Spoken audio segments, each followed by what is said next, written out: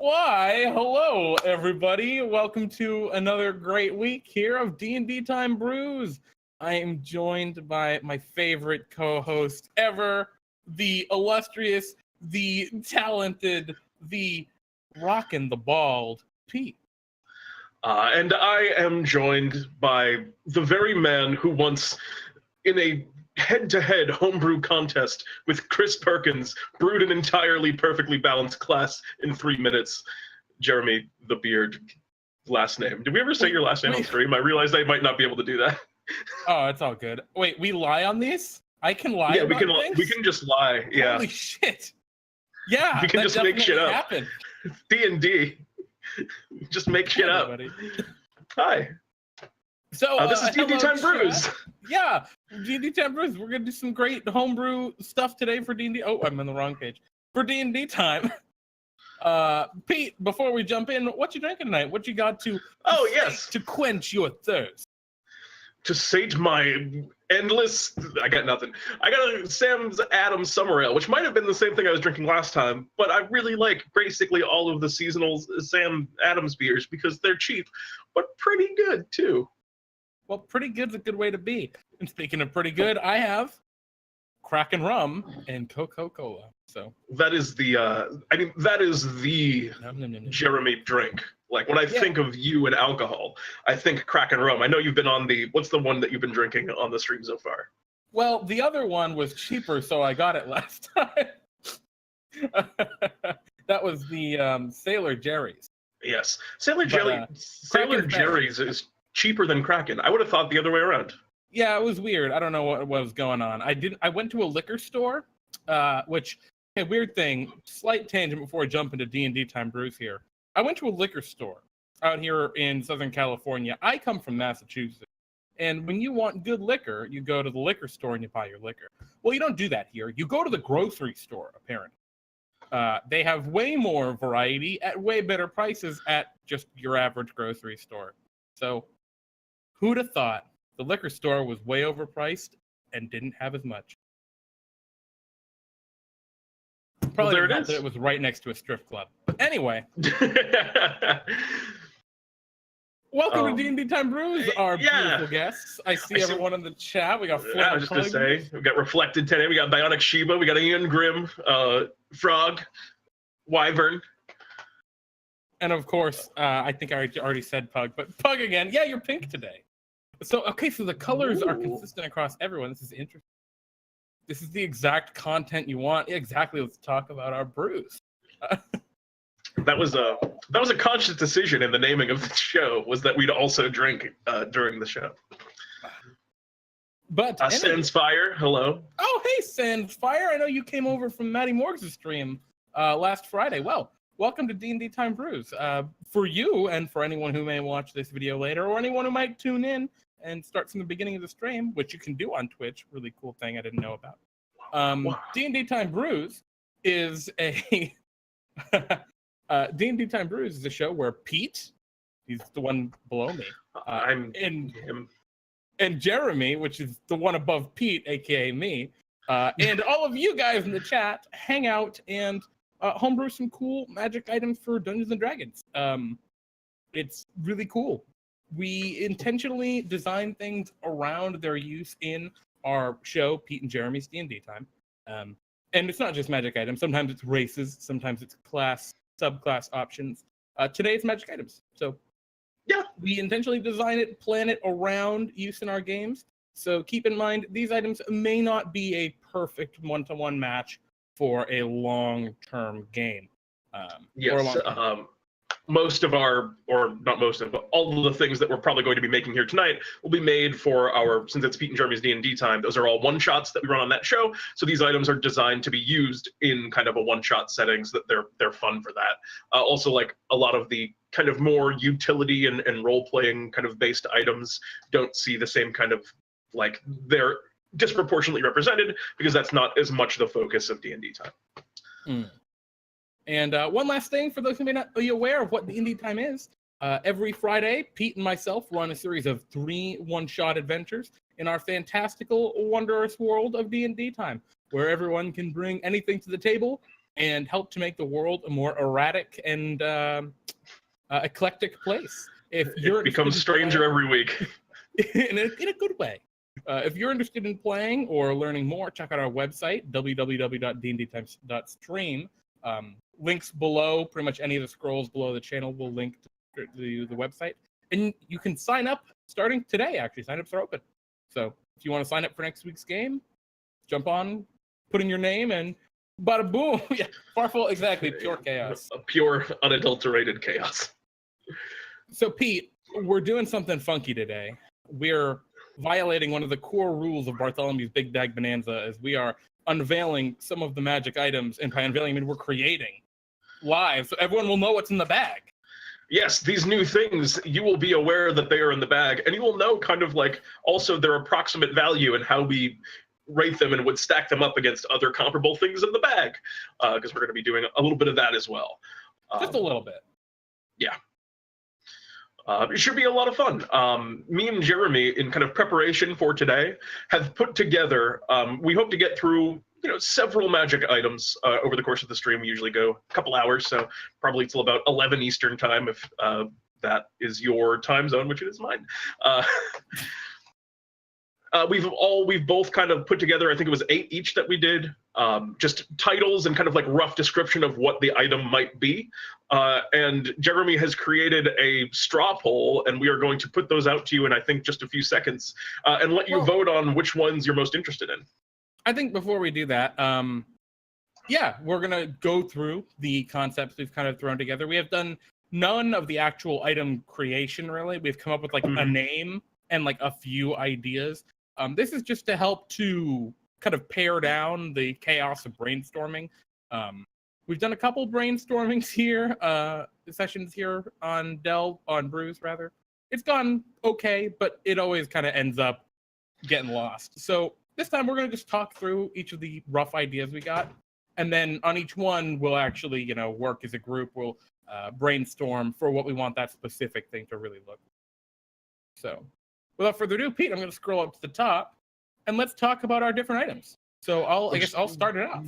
Go back and forth with the own items that we made, I think, probably. Sure. Yeah. Yeah, let's do it. Take it away. Our first item here is Asturias, Herald of the Conqueror. A bunch of these items, they all have a name, and then they have some rough description. So for those unaware, Asturias, this is a historical allusion to the Reconquista, actually, kingdom called Asturias in the Iberian Peninsula. But basically, I think this would be a really cool item to build. Basically, the idea is it'd be like a banner, and then like a big pole with like the banner hanging down, like a battle standard, and maybe it would have benefits against religious monsters in D&D time, like cultists or things like that. Or maybe it would help religious characters. I really don't know. I haven't thought. I haven't done a lot of brainstorming into the actual mechanics of it. That's what we're going to do today. So that's Asturias. Yeah, that's a good. I think that's a good benchmark of about how much we put into like building these items in advance, which is not a ton. Great. So my first one that we'll go through here is Chekhov's gun. If for anyone who's familiar with the literary term Chekhov's gun, it means if you mention, this is a statement made by Chekhov, if you mention a gun in the first act, be sure to fire it before the end. And the idea of the weapon would be some weapon that you have to like mention goofily in your intro or towards the beginning of the adventure so that you can then fire it later on in the adventure. Don't know what the gun might do. We can figure that out together if we go with this one. Yep. Next item we're going to talk about, or next one I threw on here, is the Gondolieri rowing oar. Gondolieri is the plural of gondoliers, the people who steer and push the gondolas in Venice, basically. And this is the idea. This is just one of their oars. It's just a magical oar, a big, long oar. Maybe it's a gargantuan quarterstaff or a great club or something. Probably proficiency or something in water vehicles. Maybe it gives you like water walk, gondola stuff, singing. I don't know. I'm actually pretty excited about that. I think that'll be a lot of fun to mess around with. Pete, what's the next item you kind of threw together? Yeah, I got this is a difficult name. It's Rock and Bretzel, which is an anagram of the Scrambler. And what it does is it scrambles your thoughts and your language, maybe. I was thinking it was like a wand that you would use at someone, and then all of their shrivels, they would no longer be able to speak, as their words would all get jumbled around. It would probably prevent spellcasters from using vocal components, so it might be good against them. Maybe it forces people to like choose targets randomly, something goofy like that, or just prevents, in a critical moment, maybe prevents an NPC from giving important information to another one. And what it does, we'll figure it out. But that's kind of the general idea, something that scrambles up people kind of like vocally. Yeah, there's actually a great spell, Enemies Abound in Xanathar's, that like throws people all over the place. That might be an interesting thing to toss. Yeah, that might be cool. The next item is the Tentacle Friend.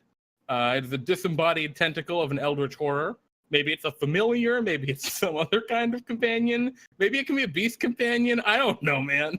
We're gonna figure it out what the hell it is, but it's an eldritch tentacle that's your friend now. That's a good one. I got the stop sign. It's just a simple melee weapon, or we can do anything really with it. But basically an octagon on a stick, and maybe when you hit with it, there's a chance to stun or it reduces movement. Maybe that's on like a charge system or something like that. But it's a sign, and it stops people very much like the traffic signal that you are all probably used to. Are stop signs a thing in other countries? Yeah, is that universal? I don't actually know if that's just an American. I'm like 100% certain. People in other countries, help our ignorance here. There are stop signs everywhere, right? Yes, or I don't know if it's like at least maybe not like the red octagon that I'm associating it with. Oh, that sounds sick. Sheba, you're already getting cool ideas for the Spearmint Spear. Sheba, wait, we're going to get the Spearmint Spear. Yeah, we'll get there. We got the Moonlit Sensor. I thought this was like a really cool thematic item. Like, for those not aware, Sensor is like a little container with a bunch of holes in it that like a priest or other holy person would have, and they kind of shake it around and dust comes out of it. I don't know much about it. Pardon my horrible bastardization of what a censer is in religious rituals, but the idea is it like emit moonlight from within. Blessed by Selune, goddess of the moon. So I think we could do some really cool things with like seeing invisibility, dispelling illusions. I think that would be neat. We could do something cool with that. Spell casting focus, probably, I think. But who knows what the hell we come up with. Pete, what's your next one? My next one was called the Rose Regalia. It was I was thinking it was kind of like a rose-themed crown, cape, and scepter kind of like combo. And I thought it would be fun to do like a few different small effects for each of like the different pieces of it that kind of combine together to make one cohesive and pretty good item. And they would relate to things to do with Rose, so maybe the scepter can do like a thorn whip or something along those lines. I was also kind of in that headspace of the Florins, which we recently talked about, because this felt like something a Florin would use. Was kind of part of my inspiration there. But I think that one has a lot of room to grow. It's kind of a cool one. We'll see. Yeah, room to grow. Hey, calculated. Jeremy, what you got? Next item, Sheba's already noticed it in chat, yes. But the Spearmint Spear. This is a very D&D time item, obviously from somewhere in the Candy Kingdom. Spear tipped with minty leaves. Maybe it does cold damage. Maybe it's got spell casting. Sheba came up with a really cool idea of like eating the little spearmint leaves off of it. So I have no idea, but at the very least, I think this would be a really cool partial spell casting, partial weapon kind of deal, where it can do a little of both. Pete, what's your next one? I got the Green Sun Siphon. I think that's a pretty obvious what part of D&D time that's meant to go with, which would be the Green Sun Cult. But what I was thinking of, it would be some kind of object. We can figure that out. That would like pull in light.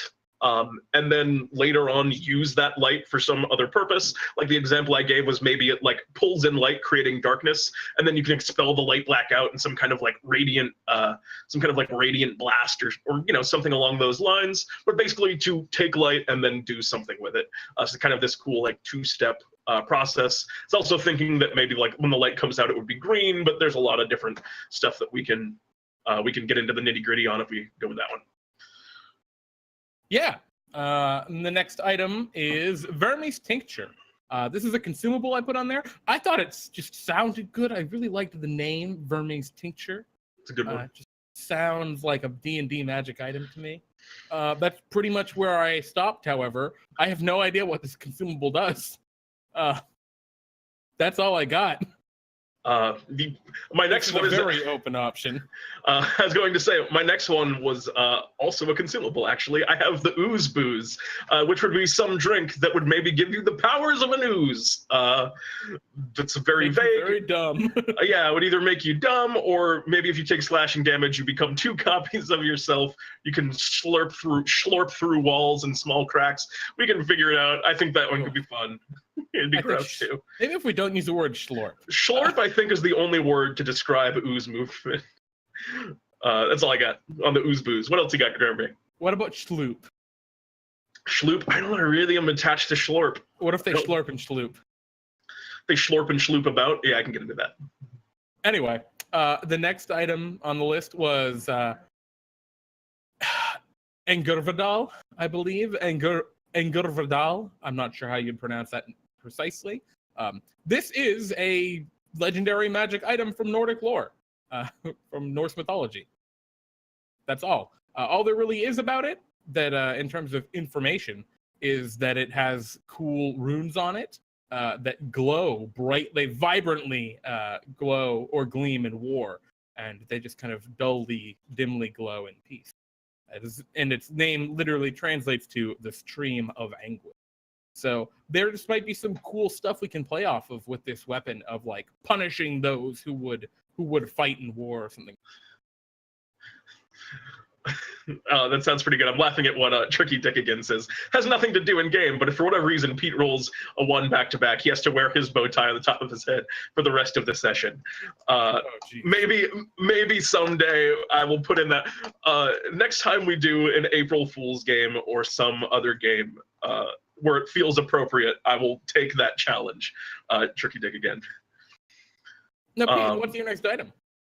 I got the Pike of Pythagoras next, which would be a pike, which I like because there's not a lot of like pike-based like weapons. There's not a lot of magic pikes that are used in the game. It's kind of a rare one, and it would do basically math goblin stuff. So maybe it like can turn people into shapes, which is a math goblin power. Maybe it like messes up their positioning. Maybe it creates like hypotenuses on right ankles, so you can like walk up inclined planes instead of like climbing on top of buildings. There's stuff we can do with it. I think it could be fun. That's the Pike of Pythagoras. Not a lot that I have fleshed out for that one yet. The last thing I came up here, also a legendary magic item from actual mythology, harkens back to Irish lore. People probably know this from all sorts of different games, or it's a very, very popular magic item. It's called the Gay Bolga, is I believe how that's actually Gay Bolga. It is from Irish mythology. It is a spear, it's a / javelin kind of deal. Serrated barbs. The whole shtick with it is once it has pierced a creature, it cannot be removed until it is cut free from the creature's flesh, because of just how like brutal the spear is. So I think we could do something pretty rad. We could do something really interesting with this, as it being like a almost like a witch bolt kind of deal. That might be cool. I don't know. We could do some neat stuff with it. As like an item that can have spell-like effects. By witch bolt, I mean like, it does damage every turn, or it does something every turn once you have successfully pierced a creature. I think it'd be neat. It's just cool. I think it's cool. I'm not sure how people are interested in actual mythological items, but sure. And when I saw that one earlier today, I spent so much time trying to find the correct pronunciation of that. And what did we? And I think like a half an hour of me perusing the internet, and no one seems to know. So if you're certain about that, let me know. Yeah, if you have a pronunciation that's different from ours, let us know. But I'm pretty sure it's the Gay Bolga. Yeah, I think that's the best one we were landing on. Anyway, last but not least, This is one that I added in, and this is one that I actually have almost nothing for, and that is the 11th ring of Irith the Soul Drowner, which is an extremely edgy name, and I made it one because I thought it would be fun for us to kind of make up what that lore is of who Irith the Soul Drowner is in the land of D&D time. But it sounds like it might do, like, I was thinking some kind of like high-level water thing, or like, you know, maybe like capture people's souls or mess around with the astral plane. I don't know with the 11th ring of Aerith. Maybe it has something to do with having an extra finger. Where did he wear the ring? Fingers? Like his toes? Yeah, well, that's part of the thing that we can discover if we have time for this one. But yeah, this one's going to be very open-ended. But yeah, those are our list of items here. So I've set up a little straw poll. I'm going to scroll down, create poll, and I'm going to link this in chat for you guys. So if you guys wouldn't mind giving your opinions on which items you're most interested in, only pick the ones you're the most interested in, preferably like maybe 4 or 5, maybe 6. Yes, something in that range. Don't just click them all because they're all real cool. This is going to determine the order in which we go through these today. So super cool. Pete, what are the ones that you're most interested in checking? I'm going to check them off. I'm just going to put it in a vote. Oh, you're just going to put it in a vote? I'm just going to vote. Link? I get to vote. Oh, the link got deleted? Does anyone else see the link deleted? It's not deleted for me. Oh, I got to click it too. Huh? Interesting. Does it show the link being deleted for everyone? Because that's really weird that Twitch would be deleting my links. It's my stream. Oh. Okay, everyone else seems to be having it. Wyvern, let me try it again. I'll just post it a second time. Well, Pete, I mean, personally, I'm probably the most interested in... I like the gondolieri rowing oar. I like Chekhov's gun. I will whisper it to you, my friend Wyvern Soul. There you go. Now you got it. Sorry, go ahead. Pete? Oh, I was going to say I liked the gondolieri, or I liked Chekhov's gun. Those were my 2 favorites, I think. Yeah, I mean, I really loved the gondolieri rowing oar as well. I just think that's excellent. Just the silly. I love the idea of an adventure just carrying around a huge oar. Sandford, the link isn't working for you either. Maybe do I need to use a different link? No, that's the right one. Well, Sandfire, I can link that to you as well. I'll whisper it to you right now, bud. Anyway, the ones I think the most interested in, I'm also into the rowing oar. That'd be Gaia Balga. Okay. I could see that. Gaia Balga. What else? I'm interested in the Spearmint Spear. I like a lot of these. I want to do Chekhov's gun. That's just... That one seems fun. You know, we put it on... Pete, how bad would it be if we put Chekhov's gun on the list and then never did it? I mean, that would be kind of ironic. Just never make the item. In that case, I'm gonna uncheck it for me. I think, let's see, the Pike of Pythagoras could be cool. This is just the 11th ring of Aerith the Soul Drowner is pretty rad. Gaia Balga, of course, I'm interested in. God, I've already picked 5. Holy moly. Give it another. And stop saying. All right, those are the ones I'm gonna pick. We're gonna see what we got. All right, we'll give it another couple minutes. Yeah, we'll give it a couple minutes, and while we kind of discuss. Yeah, so this is our basic setup here. We use Google Sheets for pretty much everything we do. Trying to keep the formatting nice and pretty. Let us know if it's too small for you guys to see. There's only so much we can really do with our current setup, so maybe we need to revise it if the text is too small for you guys. But we're going to try and read as much out and talk through as much as we can with this stuff. Are all of these items submitted by members? Max Meister asks in chat. No, actually, these are all items that Pete and I just kind of threw together for this. Yep, just really ideas we had this afternoon, and yeah, exactly. We don't feel like, I don't know, when people submit items for the Big Bag Bonanza, they submit them to Pete and I to edit and revise. We really wouldn't think it would be appropriate to take those items, then put them on a public setting like our brews and tear them apart and revise them and all that, critique them.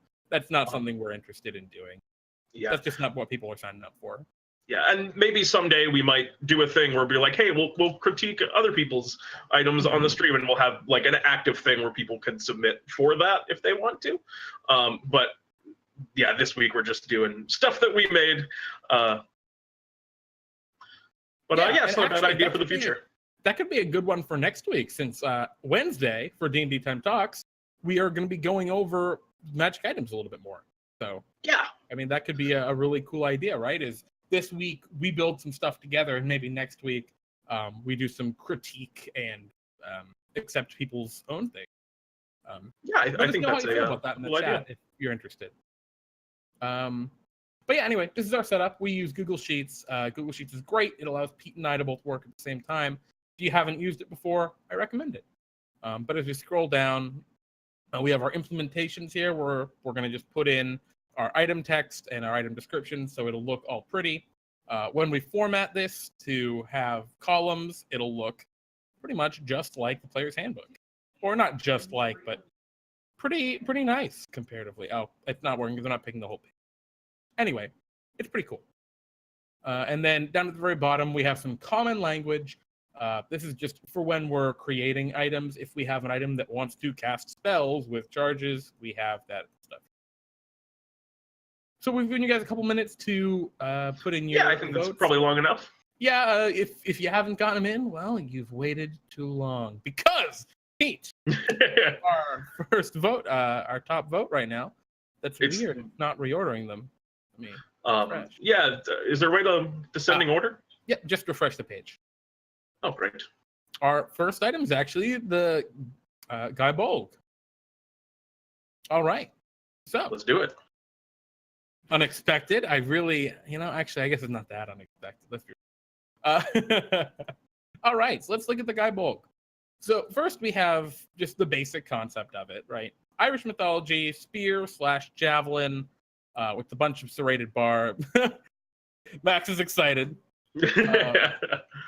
So the whole point about this item, I think, okay, Deep Frog saying maybe more of a glaive. Excuse me. What do you guys think? Spear, javelin, glaive. I think the javelin works pretty well. I think the javelin works well, although javelin's a little harder to wield just as kind of like a regular weapon. Like if you want to melee with a javelin, it's a little awkward. Well, I think you can do it, right? You can, yeah. Melee. I'm just trying to think of the differences really between them. I like spear and javelin are items I just never really think about in Dungeons and Dragons for the most part. So your spear is a D6. It can be thrown. It can be wielded versatilely. Get that versatile D8. Javelin comparatively. It's also a D6. It doesn't have the versatile, but you can throw it farther. Is kind of the only difference. Oh. So the spear has a throw range of 2060, and the javelin has 3120, which is 120-foot throw. Is pretty ridiculous. I mean, that's a big throw. That's a big throw. I kind of like. We got a one vote for Halberd coming in from Flannel. Halberd. That's an interesting one. I don't know. I think Sans Fire 580 says javelin sounds good. I think just in terms of the weapon type, javelin is probably the truest to what it really is. A thrown weapon that once it pierces the enemy, it's in. So maybe we do something like that. So let's scroll down to, I'm going to copy and paste Guy Bolg stuff, or Guy Bolga. Go down to where we have it here. Going to paste it under. Boop. So it's there. We can reference font a little bit more legible. And let's look at it. So martial weapon. Are spears martial weapons? I think they're simple. Or we said javelin. Spears, right? Javelin is a simple weapon. Okay, so we'll say simple weapon, weapon, and javelin. Cool. So how powerful do we want this item to be? Or do we want to figure it out and then figure out how powerful it is? What do you think? I think we should figure it out and then decide how powerful it is, but I also think we should err on the side of more powerful, because this is, an item of kind of mythology. This is an item that is, named. So I think, named in the real world. So I think we want to probably err on the side of rare to very rare, in that kind of, higher range. Okay. So let's think about what do we want to really include on this. So the big facet that makes the Guy Bolga important. First, it's got serrated barbs. That's pretty cool. What else? It can only be removed once a creature, by being cut out of a creature. Implication: it can only be moved once you kill a creature, right? Mm-hmm. We're getting things said in here that the Guy Bolga was never thrown. Do we want to use a spear then? If the Guy Bolga was never thrown, then it seems inappropriate even to use a spear. Maybe like a lance or a. But a lance is like a very that seems. Yeah. A halberd. Someone recommended a halberd before. Maybe that's more kind of appropriate. A glaive, or a glaive is what I meant to say, is the one that someone mentioned before. Kind of has that reach property, so it kind of gets that that kind of long two-handed weapon vibe across. I think glaive could be cool. But I don't think it really would. A glaive really be fitting for it? A glaive, even if it's not necessarily perfect for it, I think the mechanics of the glaive are correct. The fact that it's got reach and that it's a two-handed weapon seems appropriate for the item, and the 1d10 slashing damage. We could just kind of call it. We could call it a glaive or a pike, and then just sort of change the. And just kind of change stuff going on in chat. People were saying it was thrown, it wasn't thrown. Let's just go with and just call it a spear. I think spear's probably a good way to go. Meant to be used in melee, can be thrown. Easy peasy. Yeah, and you got that versatile option if you want to do it two-handed. So yeah, exactly. It can be used. It can be wielded either way. So I think the most obvious first question, as when you say in terms of mechanics, if we're just thinking right away, is this the kind of thing that we'd want to make just a weapon in its own right, a +1, a +2? Oh yeah, I think we definitely want to give it a plus something to hit. Maybe like a +1. Let's start at a +1 and see what other kind of power we give it, and maybe it's worthwhile coming back and giving it a +2. Man, my hands are in the wrong spot. I haven't done that in a long time. So +1 to hit, maybe +2, so +1/+2. Yeah. Cool. What else do we want to give this, guys? So, been thrown with the foot. Interesting. So one of the important things is it can only be recovered when the creature is slain, which implies that once you've attacked a target, you are unable to attack another target with that weapon until that creature has been killed.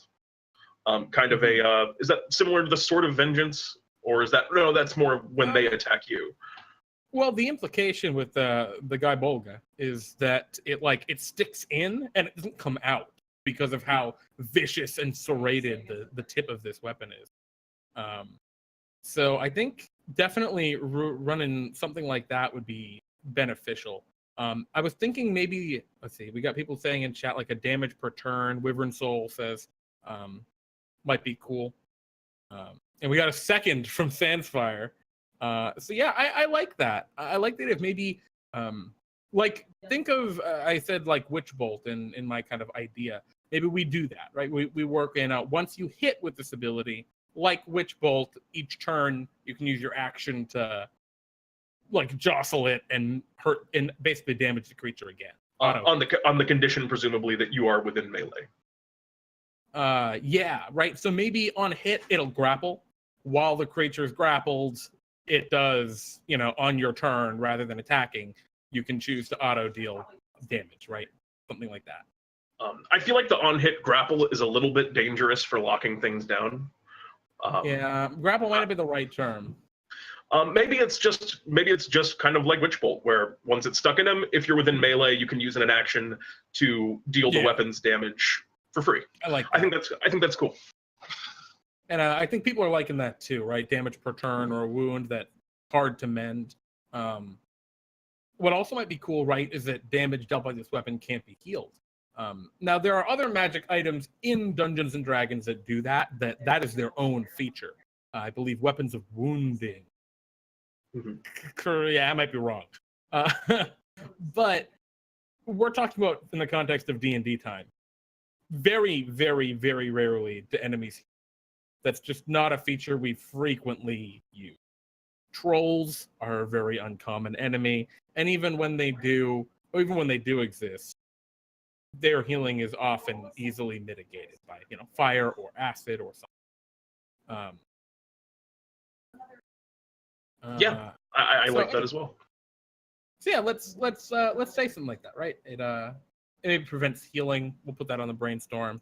So prevents healing, and then Witch Bolt-esque effect as action while in melee. So cool. So we have the basic gist of what we're looking for with this weapon. It looks like we're not going to be doing any real spell casting with the Gaibolga. Right? We're not really looking at anything like that? No, I mean, I think the Witch Bolt kind of thing even works as a pseudo spellcasting. Like, it feels spellcasty. Mm-hmm. Yeah, so we don't need to really use charges or anything with this, because that's really just not the effect we're going. And now, once it hits, you're no longer able to use it kind of as a regular weapon, is the impression that I get. Oh, absolutely not, no. It would be some kind of automatic ongoing effect. And my next question is is it an attack action to do it, or is it an action to do the thing? So once you've stabbed into it, because I feel like one of my concerns for this weapon now is, like, if you're a fighter, for example, and you got your extra attack, you stab in with the Gaibolga, and I'll get that pronunciation someday. And then when you kind of once you do it, it's either kind of like a waste of an action to do it, or if it's your attack, it's just a ton of free damage. Yeah, well, I think the idea, right, is we have to figure out how much damage that auto damage is going to be. Let's look at Witch Bolt as an example, right? Witch Bolt is a level. Sorry, go ahead. You're saying something? Oh, nothing. You're good. No. I was going to say Witch Bolt is a level 1 spell, gives an extra D12 of auto damage every turn. There are a whole bunch of things that can break Witch Bolt: moving more than 30 feet away, losing concentration. Well, really, that's it. Those are things that break Witch Bolt. Whereas this one has a very rigorous stipulation of you have to be adjacent to the creature. You have to be in melee, which can make this rather ineffective against flying creatures, or creatures with weird or extreme movement abilities. Maybe things like burrow would be weird. So I think this has almost equitable drawbacks to the Witch Bolt, fair to say. Maybe this is even a little more of a drawback than the Witch Bolt does. And what Witch Bolt gives you a D12 of damage every turn. Mm-hmm. So I think if we just had this deal, we could either have it an action, does a static amount of damage like Witch Bolt, or we can have it as an attack. As one of your attacks, you may automatically deal this amount of damage, and maybe it does a D8, right? Yeah, and so a D8. If you have, and it wouldn't be a D8 plus your modifier; it would probably just be a D8. Well, I also don't want to make it suck at the same time. Yeah, that's the thing I was on the fence about. Yeah, I mean, it would be kind of a +2 from a its D8, just a flat. Okay, I think that works very well. If it's going to be a +2 weapon or a +1 weapon, either one, I think that fits. Because then you proc that, let's say, 4 times, right? You use your action surge once you've stabbed it in, and the next turn you proc it 4 times. So you're going to do 4d8 plus 8 damage. That's pretty good. I mean, that's not bad by any means, right? And I also think that makes it kind of a fun situational thing, where if you're up against a very high AC foe, it becomes less of a game of you trying to hit them and more of a game of you get them once, and then it's just staying in melee and trying to keep on them to like keep doing this damage, which I think has the potential for some really cool gameplay. Max Meister in chat, Pete and Jeremy, can I just say that I love you guys making this a thing? Yes, you can. Max, you absolutely can. And to everyone else, it looks like people are interested maybe in it reducing movement speed. That could be cool. Or instead of the preventing healing or reduce movement, move speed. Because I think reducing move speed would be a lot more appropriate than preventing healing.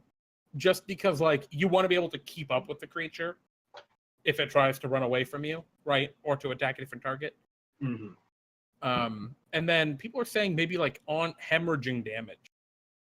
Ooh, that's an interesting idea.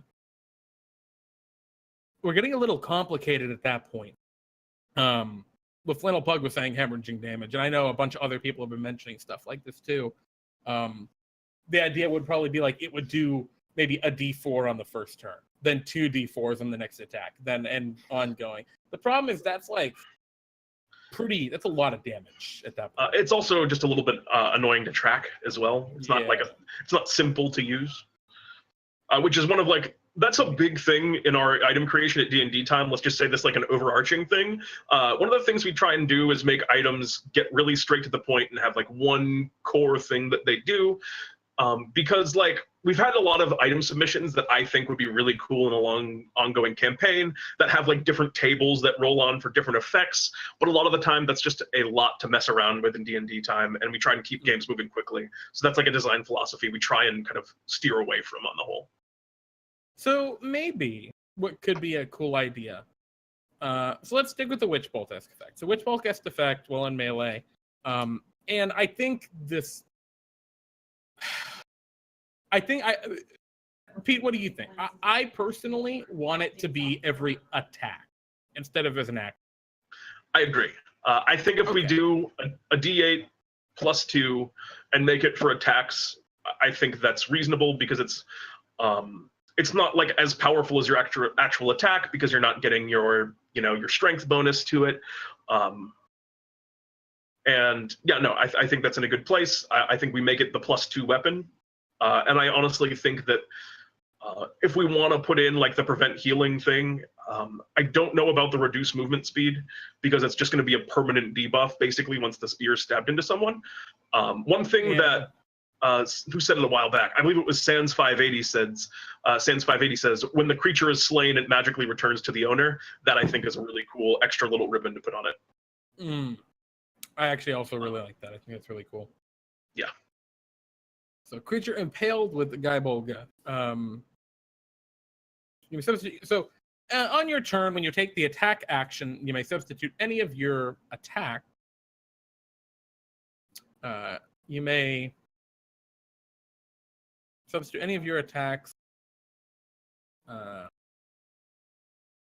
to automatically deal damage or automatically hemorrhage a creature impaled with Gaibolga. Creature takes, what do we want to say? We were saying a D8 plus 2 damage per hit. Or per attack. Per attack, yep. So, and I think there's some better text we can look up for that. So if I open up reference, look at. Sorry, go ahead. My next question is do you want it to be optional to have the Gaibolga pierce into someone and stab, or should that be it just always happens when you attack with Gaibolga? That's a very good question. What do you guys think in chat? I mean, it's cool, right? It's thematic to the weapon that it does that. But I could also definitely see someone not wanting to do that because this is going to be an attunement item. There's no question about that. The character is going to have to attune to Gaibolga. It's going to do a +2 magic weapon is nothing to take a stick at. Yeah, I mean, we're probably in the very rare range. Well, actually, I was just saying, if it has to impale and stick in, I think that actually might knock it down to just a rare range. Like a high rare?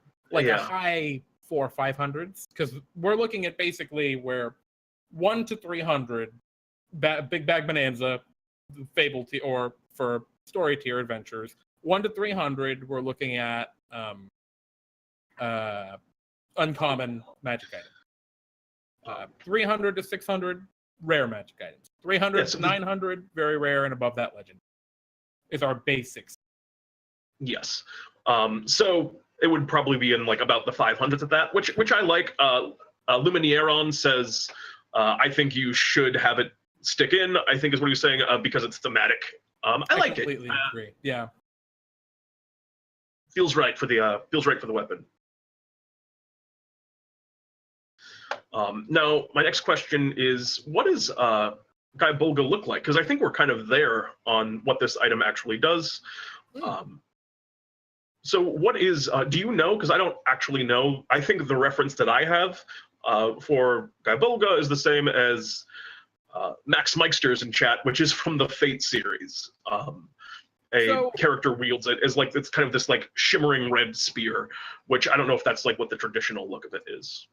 It's referenced only a few times in not Norse, in Irish mythology, but it's referenced differently every time. And one time it is referenced as a like trident, like a multi-headed weapon, and that was actually one of the things someone mentioned in chat. But the description I personally went off was a 30 barbed, 30 serrated barbed spear, basically. I imagine just kind of an old wooden spear with this brutal serrated iron tip. And maybe that's appropriate, maybe. We see Irish God of the Sun, there were various descriptions. Yeah, the forgotten one, thank you for that. Confirming I'm not crazy. Yes. I like that description. I think it's cooler when, very much like the end of Indiana Jones, the third Indiana Jones movie, where the correct Holy Grail is the cup of the carpenter, the simple wooden goblet. I really think it's cool when the mythic. Oh no, I'm sorry, I spoiled the end of the third Indiana Jones. You've run out of time to watch Indiana Jones 3. I'm taking a stand. I think in that regard, I think it's cool when these kind of mythic items have the more simple aesthetic.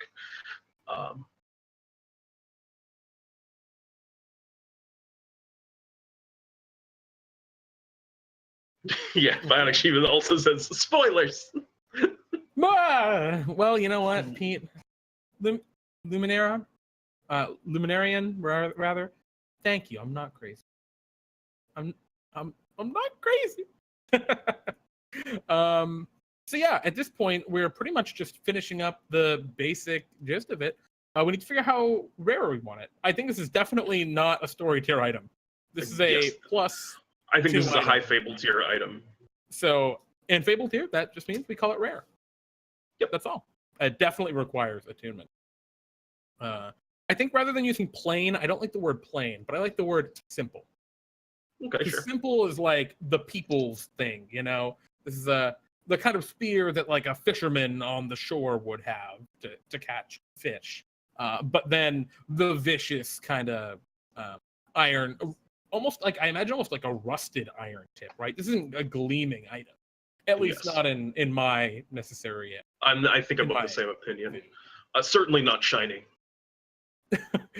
Can you make oh god, Max, I can't read that name, but you know, well, maybe we can have some other variant things. Who knows? Do we want to actually stick with the 30 barbs for the aesthetic? Do you want to go that specific, or with countless? Yes, I think iron barbs, right?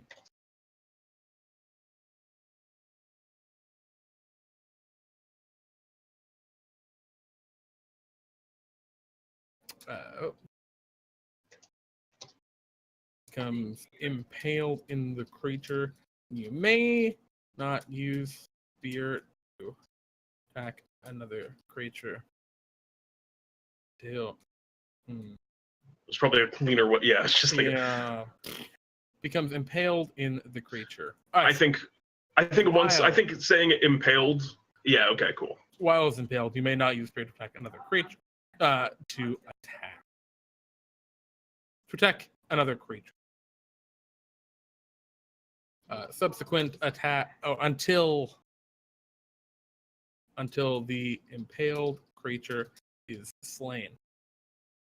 Attacks against the impaled creature automatically hit and deal 1d8 plus 2. I think piercing, right? And damage, and deal 1d8 plus. That seems just changing up the name. Good call. So I think we don't do prevent healing. We don't do the reduced movement speed. At that point, but I do like too complicated. I think. I do like the once the creature has been slain, it returns to the hand. I think that's a cool. Yeah, you should put that on there. That's radical. Yes. So I mean, at this point, I think that's a finished item. It's one down. Yeah, I mean, we're pretty much good to go. There's definitely some more information that needs to go in here. For example, we don't have this is a +1 magic weapon anywhere, or +2 magic weapon, which we want to have in there. So if I just look at the text for weapon +2, it is you have a +2 bonus, and it's just this. You just make a paragraph at the front, whoops, and paste it in. What did I do? Oh, I put it in the Can we slide it after the description line? Personally, I know that's not standard, but I think we do it for all of ours. We always start with this thing. Rooting for it. Cool. Oh, whoops. Countless barbs protruding from it, I think is what you want to say there. So this is a great part where Pete and I can both type and work at the same time here and really make some serious progress. Now, I've missed a little bit of what's going on in the chat. We've been very active today, which thank you, everyone, for hanging out and joining us on this adventure. Indeed. I dig this. I dig what's going on here. You can make a fun weapon intelligent, too. Interesting, Roger Twy is saying in chat, this would be a fun weapon to make intelligent, too. I completely agree. In a, full-length campaign, if I were making a region of the world that has that more kind of Irish kind of feel to it, and the Guy Bolgo was there, I would absolutely make this an intelligent weapon, right? I just think that would be cool. Maybe it's not even a weapon that talks to you. Maybe it's just intelligent, but it just has a will, sort of like the One Ring almost. Precisely. I think just the will to do its wielder well, right? Or maybe to do good in the world would be really cool. But in the case of DnDTime, because we do have 2 different dungeon masters we swap between, we really try and stay away from sentient weapons. Just because it makes things a lot more complicated. Yes. And in our very short 1-hour formats here, they really just I think there are a couple work. I think there are a couple that are out there that we put in before we kind of decided that we didn't want to do that. My favorite of which I think was Scabby McScabbardface, the sentient scabbard. But those ones are very simple, right? Yes. That's the thing. If we make it very simple, it's okay. I think Guy Bolgo would require too much nuance, right? To or at least a depth of character that Scabby McScabbardface would not have. Yeah, Scabby McScabbardface does not have that kind of rich history behind him. All right, Scabby McScabbardface. But I'm blind. I love the taste of the blood that you put in the scabbard. That's basically all Scabby says. But I think that's the Guy Bolga. I'm pretty happy with that. How about you, Jeremy? Yeah, I'm feeling great. I mean, I'm very pleased with what we got here. It's looking good. Yeah, we did good here. And thank you to everyone in chat who was helping us out and giving us all these ideas. Like I said, that the returns to its wielder's hand after the creature is slain, I in particularly loved. And that's a thing that me and Jeremy didn't think of at all. It's pretty cool. Well, I love the idea, right, of you're fighting this creature, and it's a dire battle, right? And you're fighting it. People have died. The creature's down to its last leg, and it leaves. It runs. It flees, and you're not quite able to catch it, right? And it flies away with your weapon in it. You're like, shit. And then just sometime later, boom. Also another you're like, oh yeah. The dramatic thing I was picturing was you kill something with it, and you see the spear come back, and you're like, oh, it's done, and then it rises as an undead, and you're like, oh god, oh god, yeah, that's not what you want. When it's impaled, while it is impaled, you may not use the spirit protecting the creature. So the ability slain. I think let's move on to the next one. I think we'll just say 7. All right, yeah. So we're good. So the next one is, well, there's a tie here between the Rose Regalia and the Spearmint Spear. My one thought is that we did just do a spear. I don't know if we want to just do another one anyway. But we got two. Jump onto the Rose Regalia. Okay. Right, shall we? Maybe the Spearmint Spear will be like, we'll make it a dart or something dumb. No. Yeah. Let's go to the Rose Regalia. Sounds good to me. Unless, no, the Rose Regalia got 7. Yeah, we're good. Yep. So let's go up to what we have for Rose Regalia here. Gonna copy, and we're gonna go down to our implementations area and look at the Rose Regalia. So the Rose Regalia. Go ahead. For starters, I had originally envisioned this as a crown, cape, and scepter. It would be 3 small things. Which, for one thing, how do people feel about that design? Do we want to do all 3? Is one of those in particularly call out to you? I think the most traditional thing that one associates with regalia is crown and cape. Not quite as much the scepter, but I think there's also a lot of potential there. So first thoughts with regard to that while we're figuring out what kind of item it is. If it's 3 things, Jeremy, what would you call that? Would you just call that a wondrous item? That's a wondrous item. Well, unless is it armor? I don't think it's armor. I wouldn't call it armor. No, maybe we could make it armor. Well, that's a question. If it's armor, people can't use armor with it. Okay, yeah. No, I would think that this would not be armor in that case. Okay, so we call this a wondrous item for certain. So I think that's the first little tidbit. You can go ahead and make that edit.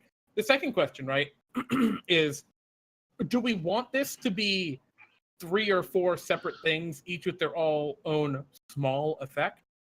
Or do we want this to be a larger thing? I really think it'd be cool, and this is something that we don't have on here, but I'm just like immediately brainstorming. People are talking about the ring, a kingly ring as being a lot more appropriate. And I love the idea of this like green, almost plant-like silver ring, even though it's silver, but it's the color of fresh, lively plants. It has a beautiful red rose growing off of it, and maybe someone can kiss the ring to gain some kind of boon from the wearer of the Rose Regalia. That sounds very fun. Yeah, I love the concept of it, and I know there are certain characters in D&D Time who would love to get other characters to kiss their magic ring. Not in a weird way.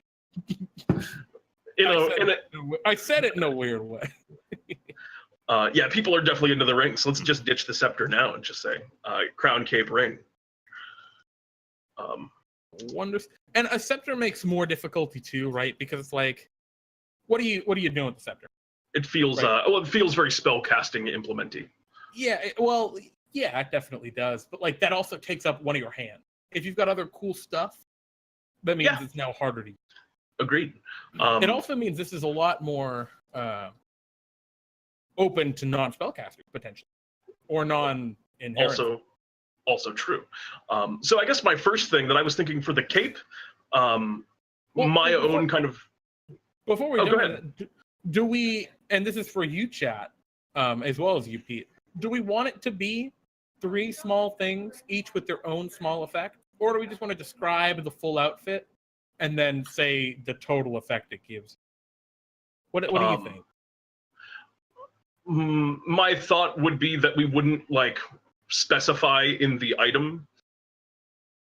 We wouldn't specify in the item that the ring does this, the cape does this, the crown does this, but that we would give it kind of a few different things that relate to each of those things.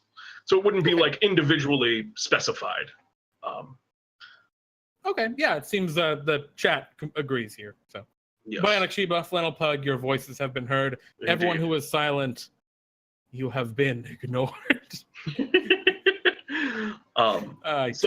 Forgotten says a cape of a crown of rosy thorns, a cape of intertwined climbing flowers, and a ring made of magically strengthened rosewood. I'm really into the ring in particularly being made of rosewood.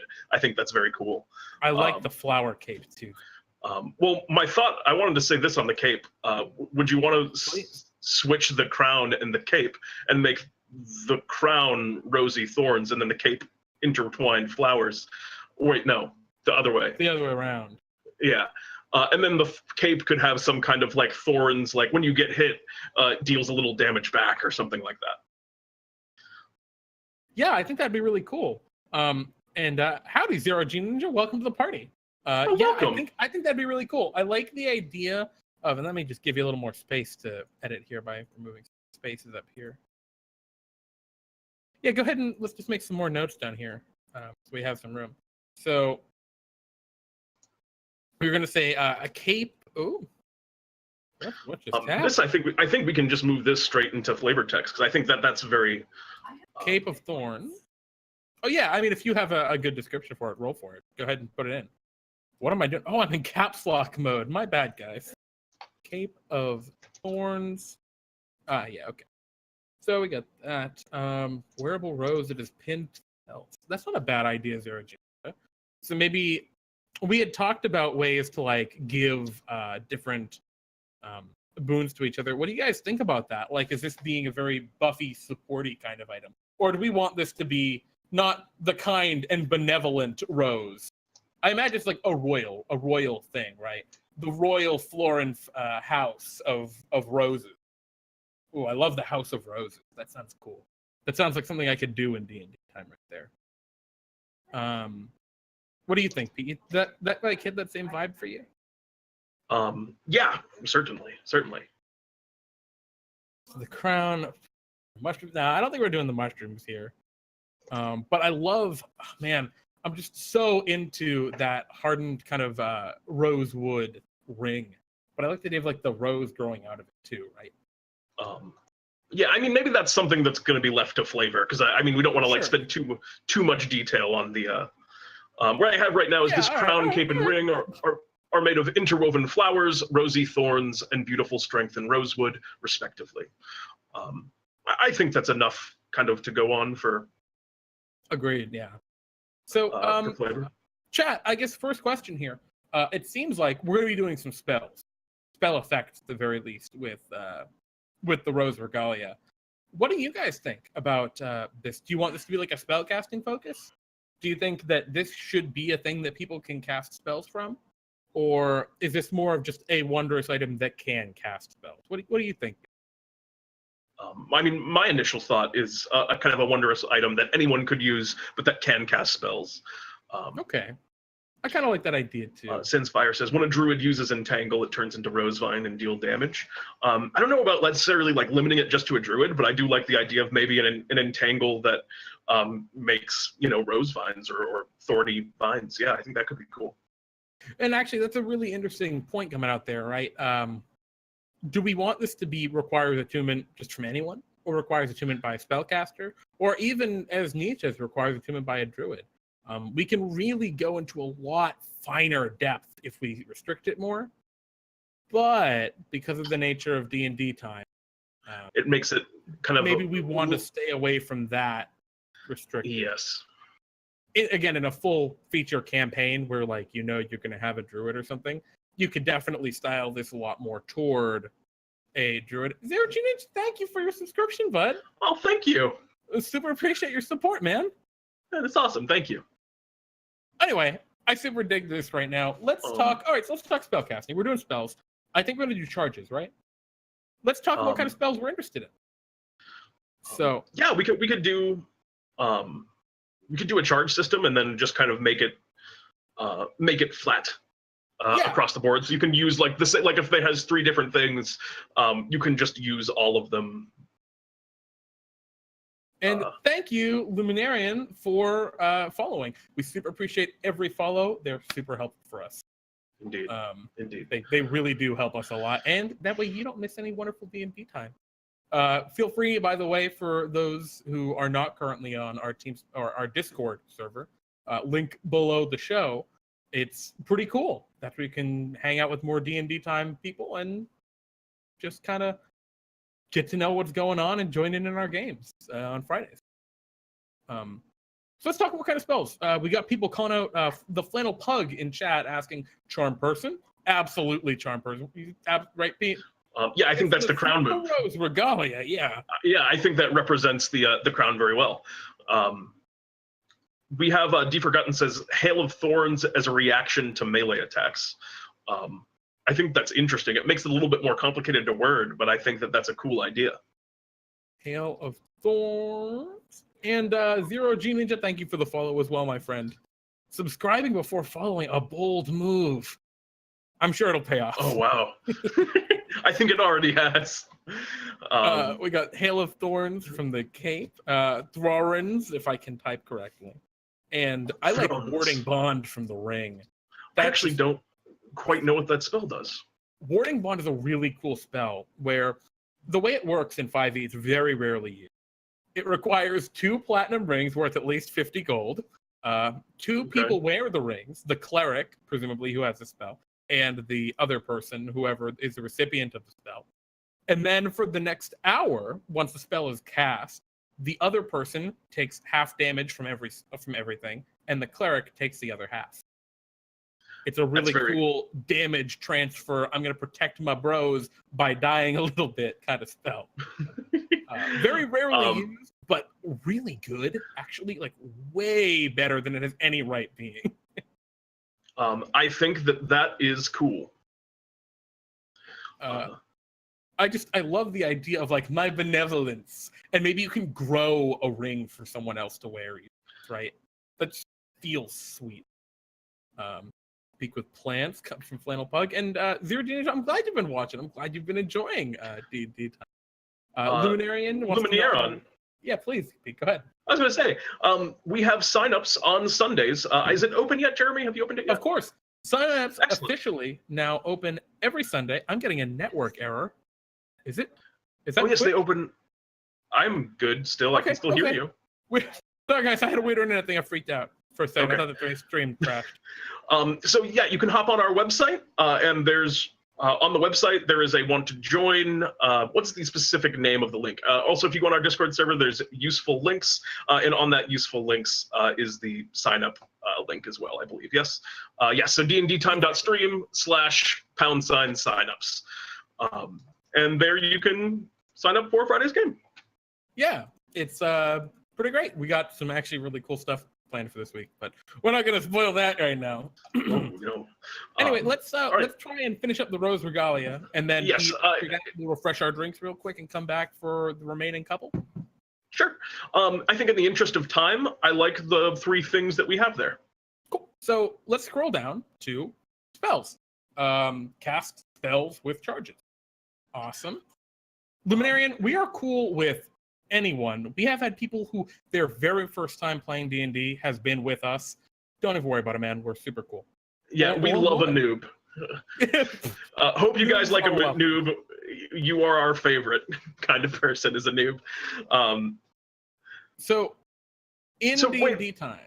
Sorry, go ahead. I was just going to say, what number were you thinking on charges? Were you thinking 3, 1 for each spell? Well, what are our spells? Hail of Thorns. Where did it go? I lost it. Oh, it's down here. Charm Person. It's level 1 spell. Hail of Thorns, I believe, is a level 1 spell. Is it? Hail of Thorns is I believe level 1. Yeah. Yeah, Hail of Thorns. I'm 99% sure. I'm pretty sure too. Though that being said, anyway, Hail of Thorns level 1 spell, and the Warding Bond is, I believe, level 1. It's level 2. Okay. So I think, do we want 3 charges? Maybe? Actually, Jeremy, let me throw this out as an alternative to Hail of Thorns really quick, because Hail of Thorns as a reaction to being attacked is a little weird. I think a smaller reflavor that we could do that would do the same thing would be Armor of Agathis reflavored as piercing damage.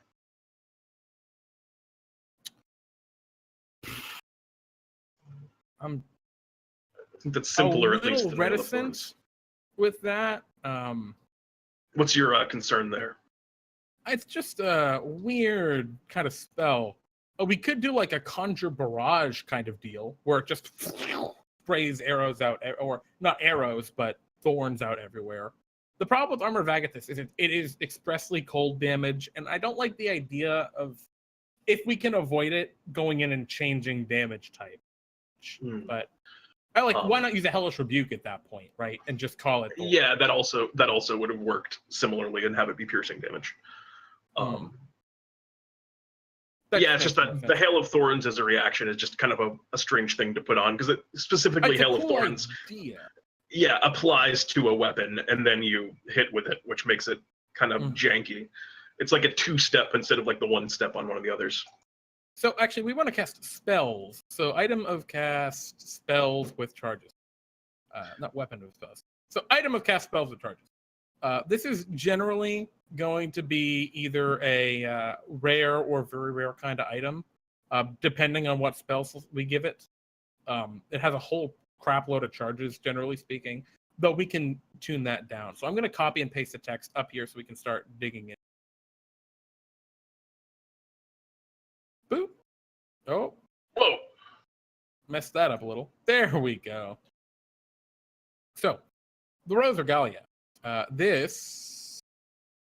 How about just the Regalia? The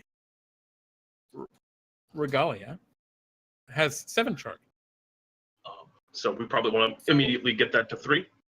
I don't know, right? Because it depends on what we're doing, right? If we want to give higher level spells or the ability to upcast, or what difficulty. So here's the thing: when we're talking about charges and the DCs on magic items, that's where we can really do whatever we want, right? Because it just depends on what level we put it at. We can do 7 charges and call this a rare or very rare item.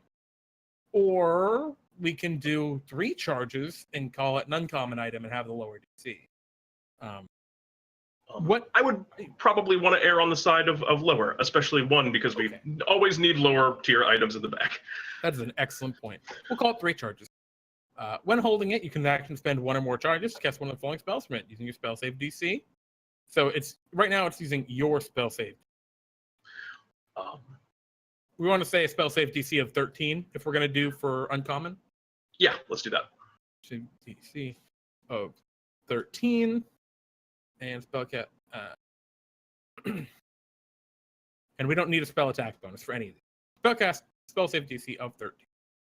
Yes. So what level 1 spells we have? So interesting context here. All of these should be lowercase, which I hate. So 1 charge per spell level up through 3rd. So you could just cast Charm Person at 3rd level with this. Do we want it to be able to do that? Yeah, I think that's fine. Sure. One of the biggest issues with Charm not Person necessarily at level 1, opposed. one of the problems I have with Charm Person at level 1 is frequently it just feels like you can't use it because it's like, oh, there are 2 guys. There are 2 dudes. Yeah, and there's always 2 guards. Exactly. So one I on like each the idea side of being able to upcast it a little. And maybe we want to put this at 5 charges. I don't know how we want it. So let's talk about the cape. What do we want from the cape instead of Hail of Thorns? Did we decide on that? Hellish Rebuke? Or Hellish Rebuke of piercing damage. Hail of Thorns is a reaction. Hellish Rebuke piercing damage is fine by me. It just feels like how to phrase that is what's funky. I think, there's not a lot of precedent for it because D&D doesn't do that. It's not going to be a perfect phrasing, but since there's not really an antecedent, I don't think it really matters too much how we choose to phrase it, as long as it's clear that it deals piercing damage instead of fire damage. Do we want to let them upcast Hellish Rebuke as well? 1 charge. Yeah, fine by me. Okay. And or Warding Bond. Is Warding Bond a 1st level spell? It's 2nd level. Okay, so do we want to make that 2 charges? Yep. I like this idea. The item regains all its expended charges daily at dawn. If you expend the last charge. So here's the thing. Expended last charge. Generally speaking, that's only used on much higher number charge abilities, items. Things that have like 7 or more charges, or even 5 or more. So if we're only going to do 3, I think we get rid of this destruction part. What do you think? Yes, 100% on the same page. Yep. I see Roger Twy. Roger Twy, we've seen it. the tree stride. I just don't think this is the item for tree stride. You know what? We could. What is tree stride? Tree stride's I think a level 5 spell, right? Yes, it lets you jump through. Oh, how did I kill that out of my Also, if 5 charges, we could call this level 5 spell. We could have tree stride on here for all 5 charges. I think the flavor of 3 pieces, 3 abilities. I think that makes sense. Okay. All damage dealt using the damage type of spells cast using the regalia. The regalia, there we go. Regalia is piercing damage instead of its normal. Cool. Yeah. Cool. I think that is fine. I think that's a done item. Yeah, I see Flannel Pug in chat. Speak of plants is very situational. Yeah, I don't know if the Rose Regalia is necessarily the item for it, though. I think we come up with some really cool items that would absolutely be at home. Yeah, like that, like would super fit with that. Like, man, I can talk to plants. I don't think this one's necessarily it. It's a little too regal. I think it's almost like, even though it's intended, or like the little lore we've thrown together here about it is, it is the regalia of the Lord Rose of the Rose Court of the Florins, of the Blossomer Florin. Well, you know, he thinks he's a little above the other, right? Because he's the king of rose, or she is the queen of rose. Yes. So, you know, I think it's okay with it all. And a lot of the flavor on this item that we talked about, things like having to kiss the ring for the warding bond, we will not put that in there explicitly, just because we're trying to keep the descriptions down as much as we can. You don't want to like over pollute the item with details. But that's the kind of thing that players can just kind of play around with in flavor, and like they can make that warding bond happen however they wish. Yeah, instead of spells, normal components. There we go. I was going to put that in there, so if they have to incorporate the regalia in. The Emperor. But not say that they have to. The Emperor is something that will someday happen, maybe next 420. I love the Emperor. This is the Emperor's... Anyway, we'll get back to that later. For now, though, I think... So Pete, you wanted to take a break, right, Jeremy? Yeah. Let's take a moment. Pete and I are going to refresh our beverages, and we'll be right back in a minute to take on... Pete, what's our next item? I'm going to link this in chat for anyone who missed it last time. This is our straw poll. Oh, without the R. This is our straw poll where we are voting to see which items Pete and I are going to look at next. Might be the tentacle friend next. Yeah, right now it's looking like the tentacle. Oh, the spearmint spear. Or we want to go back to the spearmint spear. Yeah, like I said, I was worried about the spearmint spear because we already did a whole spear. But... We'll be right back, everybody. Okay. Stay tuned. Like 5 minutes. Bye-bye.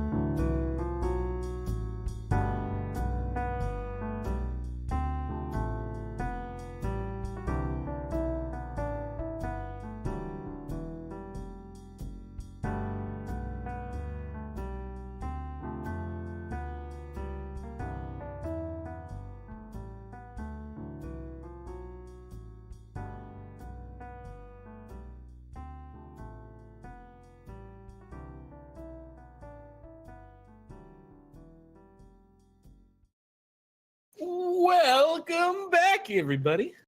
Hi! We're still here, and we're still making magic items to use in D&D time. Want to just hop right back into it? Yeah, so I've updated our little poll here. I'm looking at where we're at, and actually, we're looking like we're sitting on the tentacle friend here. Oh boy! Wait, are we doing the Spearman Spear? Pete, it looks like Tentacle Friend and Spearman Spear are tied. Oh, Tentacle Friend got caught up. Okay. Tentacle Friend got some love. Let's get right into it. Tentacle Friend is wonder funky. For starters, I think it seems very clear that Tentacle Friend is a wondrous item. Well, before we jump into that, I noticed Mr. Plunderloot. Welcome, Bud. I haven't seen you all night. Hey. Glad you could catch Plunder. And the I'll never say that correctly, but don't correct me because I like being wrong. Welcome, you guys. Tentacle Friend just got some love. I'm bad with context today. All right, cool. So let's look at our tentacles. I'm going to copy it. I'm going to scroll down to our implementation section where we look at, where's the tentacle? There he is. Going to paste in our notes.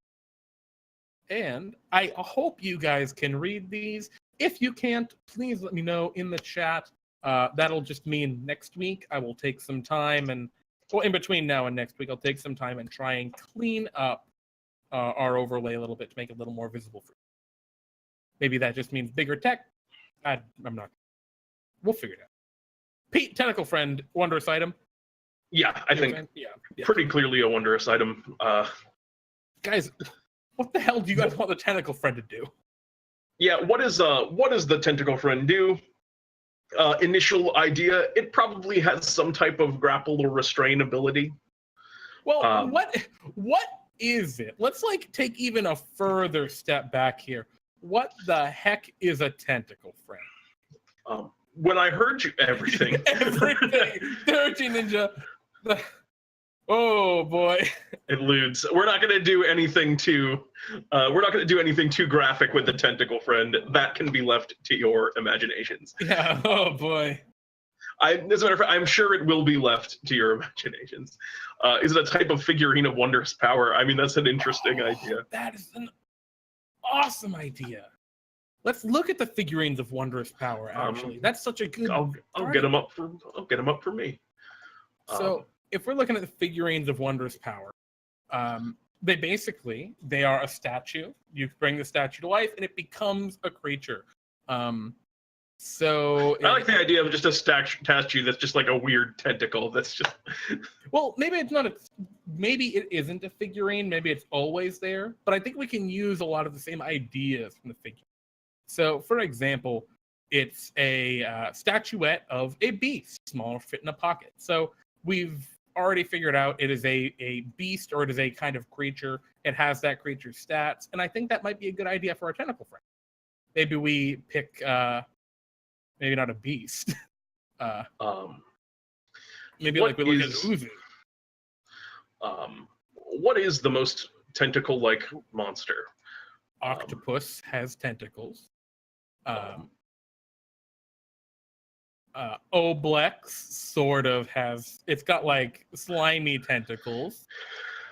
But I guess a concern that I'm already starting to get into, Jeremy, is that we're kind of moving into summon territory. And what if a player has one summon? I don't think it's that big a deal. What do you think? I mean, it's not a big deal, but I think if we can push it in a direction where it gives you something that you can do rather than creating something that acts kind of on its own terms, I think that's cooler. Even if it's still a summon, like something that you summon, but then you control it using your own abilities, even though you're creating a physical thing. Something more it seems find familiar kind of. Something more like a find familiar, rather than having to have stats and track health on the tentacle and things like that. Yes, Bionic Shiva in chat. Illithids have face tentacles. Yeah, let's just summon a Mind Flayer. Perfect. Yeah, it gives. You guys would love beholders. That, right? Wait, krakens. Oh shit! Okay, so here we go. Let's start the text. You summon a kraken. We're done. Yes. Items done, guys. What about a throwable that explodes on the creature and binds it in place? Says Zero G Ninja. I mean, not out of the question. It's like a thrown weapon that acts like a super powerful bolas. I think that's a cool possibility. Could make a tentacle whip. That's certainly an option. Attuned to your own body. I think that was actually Jeremy's original thought for it, would be just like a third arm that you stuck onto yourself, and now the tentacle can do stuff. I like that idea. So here's what I'm at right now. This wriggling black-blue tentacle was long ago hacked from the body of an ancient and terrible aberration. Cool flavor text to start with. I like it. I like that, right? Because first, it's vague. It allows you as a player to decide what the hell this thing was. Was it an aboleth? Was it a great old one? Was it a mind flayer? It's now entirely in your court as to what it is.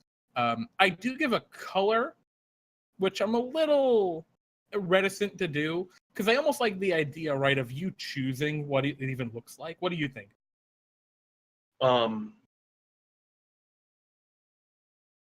I don't know. I think the color gives a little bit more context. I think it's good to have some kind of point to grab onto. I like it. Yeah, and I mean, if people want, right, if they say like, oh, but it's a tentacle of an Oblex or something, well, yeah, it's fine. It's just, it's been off the main Oblex for so long. It's turned black and blue. Honestly, if you got something and you decided like, I would really like this thing to be green, you should probably talk to. We're probably gonna say perfect. It is. Oh, Max. There it is. Just don't stick the tentacle on your crotch. Whatever you do, Flannel Pug. Too late. Flannel. God bless you, my friend. Good luck. So what do we want to do? The real thing that obviously everyone's kind of getting around with tentacles is some kind of movement restraint is the thing that you think of. It grabs onto people. Yeah, I like that idea. So let's put that note down there. Movement. My fonts are being bad. They never are bad. Movement restraint.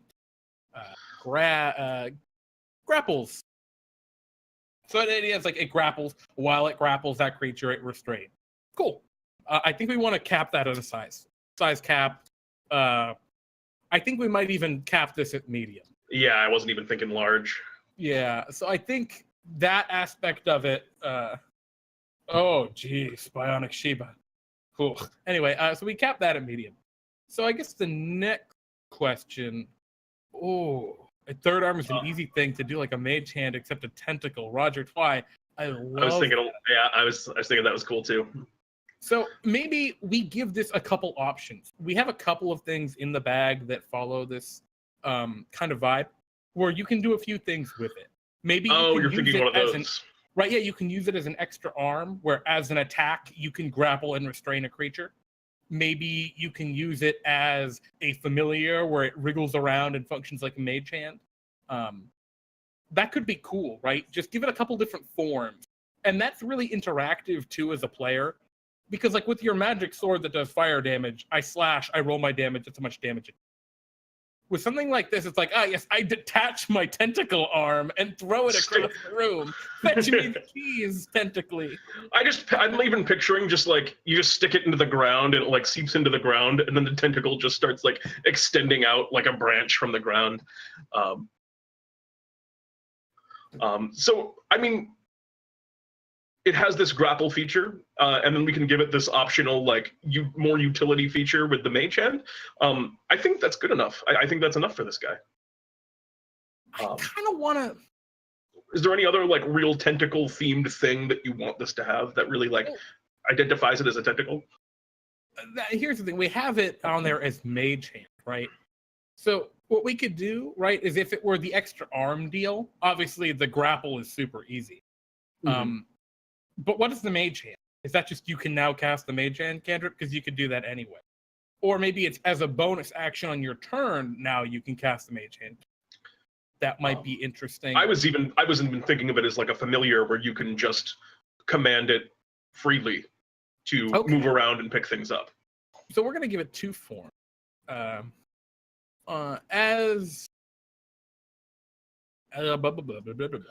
is this going to be an attunement item? We'll figure that out once we're done with it, I think.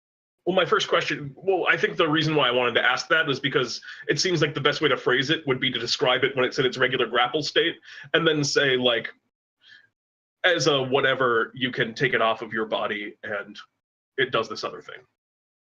Rather than, like, kind of saying the tentacle has two forms. I'm confused. I'm saying I think you could cut out that sentence and just say, start out with, like, assume it's attached to your body. And then afterwards say, like, you can detach it from your body, and while detached, it does this, just to pare down the length. I'm not all that concerned, but yeah, I think it'll just saying. Yeah, I think it'll just make it a little bit more concise. Yeah, I'm worried about clarity at that point. You know, actually, I was seeing Sword Co here a while ago was saying in chat, octopi can change colors like a chameleon. That might be the ooze that can change. Oh, not an ooze, a tentacle that can change.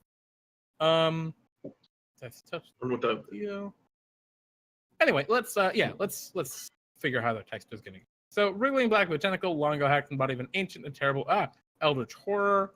The tentacle has, so rather than saying the tentacle has two forms. Hello, Megmags the Fox. Welcome. You can. So as an action, you can attach the tentacle to your body. While attached, it functions as an extra arm, and on your turn, you may attempt to grapple a medium or smaller creature within. Do we want to give it an extra range? We want to give it no, I don't think we want to give it 5 feet. I mean, tentacle, I feel like the slightly longer. Within 10 feet of you. Yeah, I think that's cool, just because that's like. And thank you for the follow, Megmez the Fox. Welcome. We got a couple foxes. Welcome. What do you call a group of foxes? They're definitely not a herd. A den.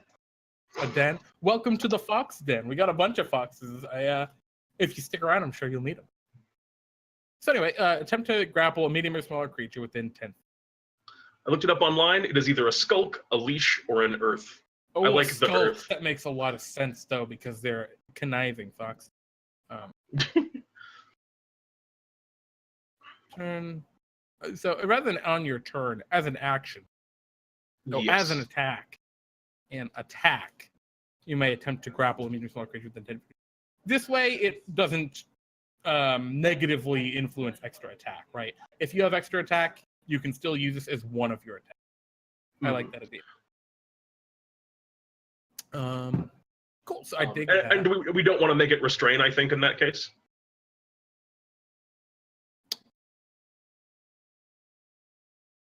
That's a good question. Because then we're kind of very powerful.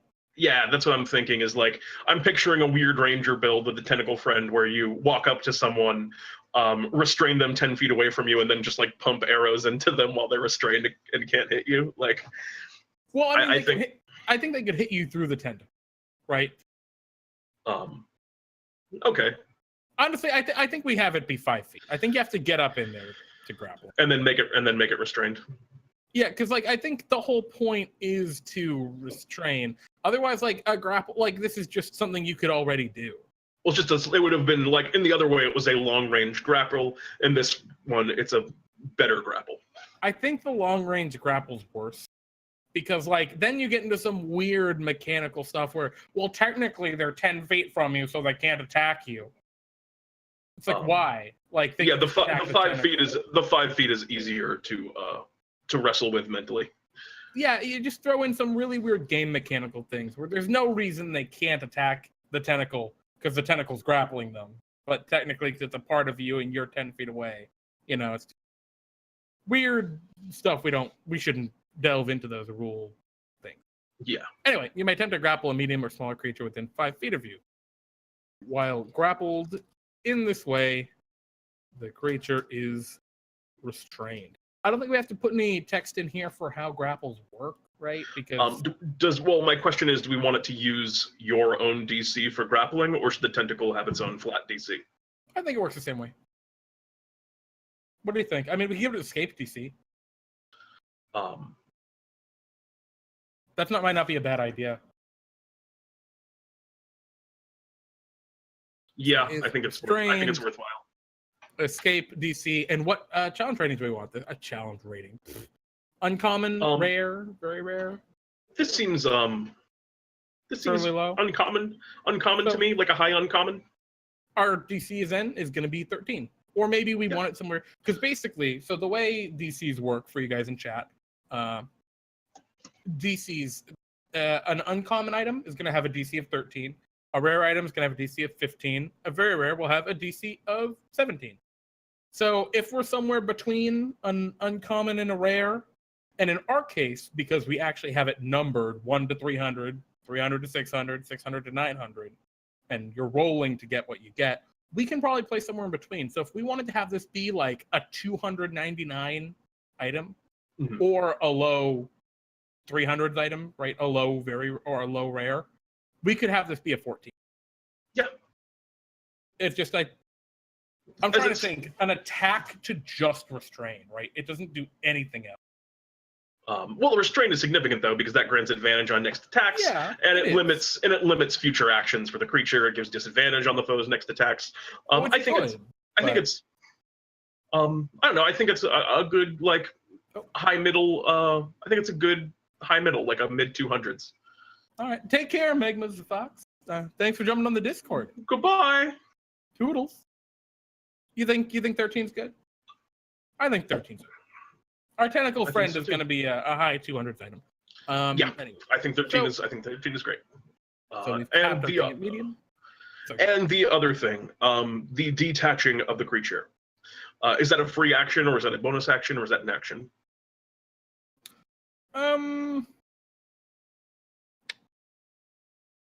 I think it needs some action economy. I think as a bonus action, because and maybe we say bonus action to attach as well. I like them being the same. I don't like the action economy being different. I agree. Also, that way, if you get into a fight with it, it's not killing you to get your tentacle back into the more combat-oriented mode versus the more utility-oriented mode. You may detach it. Well, unattached. The tentacle functions as a familiar. You want to say that straight up? And then maybe just give it some very rough stats? I kind of like that idea. I don't mind that at all. Functions as a familiar with... Yeah, I kind of like that idea. It makes it a little bit more complicated, but yeah, we can do that. I don't think it does, actually, necessarily. Because we have our core rule, you can only have one familiar, one summoned creature at a time. So if you have this guy, you can't have a familiar, right? Well, yeah. Is your familiar. And it just can do anything a familiar can, per the Find Familiar spell. Functions as a familiar per the Find Familiar spell. The tentacle, so while unattached, specifically. While unattached, the tentacle has 10 hit points, probably. I picture it not being just honestly, completely... I was looking at the Oblex spawn as the example, CR 1/4 ooze. What is that at? Yeah, it has an armor, an AC, I'll just go AC of 13, 18 hit points. So actually, I'll type out armor class, because that's probably correct. An armor class is 13, 18 hit points. So those should all probably be lowercase per convention. What else? 13. Oh, that looks bad. And do we need to put its stats on there? Yeah, that's why that was the thing that I was a little bit worried about, was that kind of thing. Also, that kind of like that idea of it functioning as a mage hand and like zipping around the room and like picking shit up for you. We need to represent that there as well. Well, I think you can just do that, right? Because familiars can already do that. Yeah, it's just kind of unclear of like how it moves. Can it just because there's no like, we have to denote that the tentacle can like extend upwards and grab stuff and things like that. I think a speed of 20 feet, I can just wiggle around, right? Yeah. Well, my concern is like, I think one of the things that I was picturing, maybe this wasn't as clear. I was imagining the tentacle being able to like reach up onto high shelves and like grab stuff at the top as it like extends with its tentacly grasp and reach.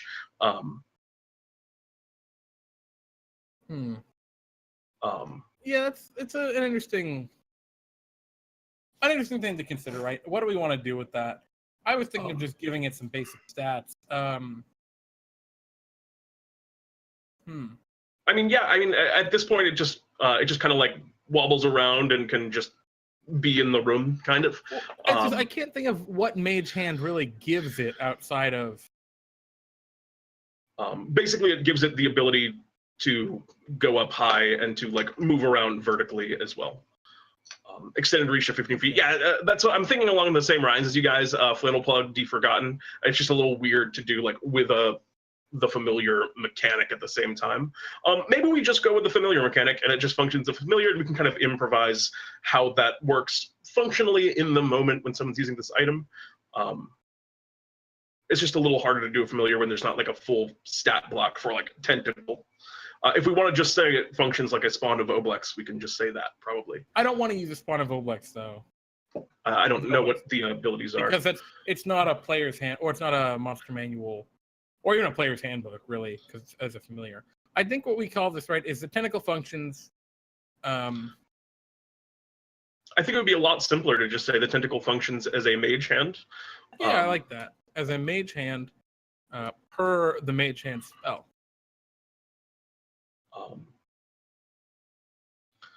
Spell. On attack. I think we can say it can be attacked though, right? Because like, or can it not be attacked?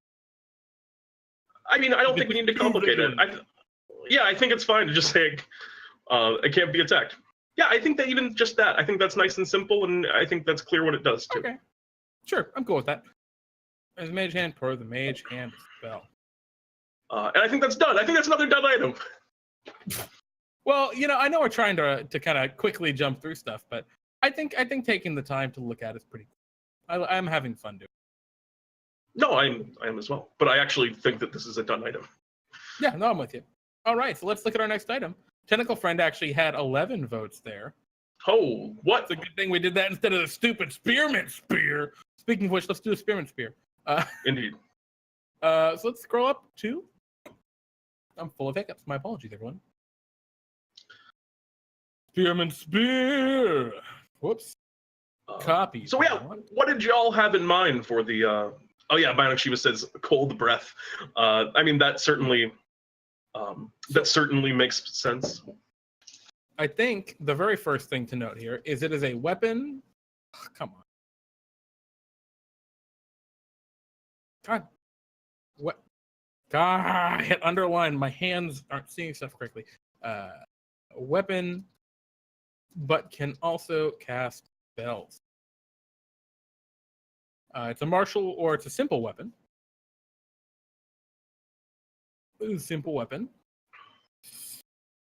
Spear. So this one actually I think is going to be super easy because I'm going to scroll down, and where I have at the very bottom, weapon of casting spells with charges.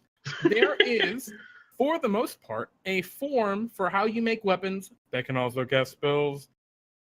So we're going to just copy this. Boop. And I made this template just roughly based off of, actual items in the book. I think I used some sort of, I'm going to just copy this onto the next page here. Some sort of drow staff weapon from, I think, Lost Mines of Fandelver or something. I don't remember what I used as a template here. But, so this spear has 5 charges. While holding it, you can use an action to spend 1 or more of its charges to cast one of the following spells. using a spell save DC of 15. So that puts this at rare. This could be very rare, depending on how powerful it is. Do we want to do 5 charges? Yeah, I think it's fine. Sure. Well, I mean, we're at the rare category, and I feel like, especially at the lower level spells, once you're at the Fable tier category, right, you're getting characters that can cast fireballs, that can cast level 3 or even 4th level spells. Right, they can cast 4th? Yeah, they can cast 4th spells at that point. Or just barely can't cast 4th. Level 3 spells. Taking the action economy to cast a 1st level spell just isn't really worth it as often. So having these 5 charges to potentially upcast spells could be very important. Spear, 5 charges. Holding it, expend 1 more charge, cast following spells, using spell save DC of 15. Having the DC flat on there means awesome. That you don't have to be a spellcaster to use it. Cast Minty Fresh Breath. Frog says Mint Step.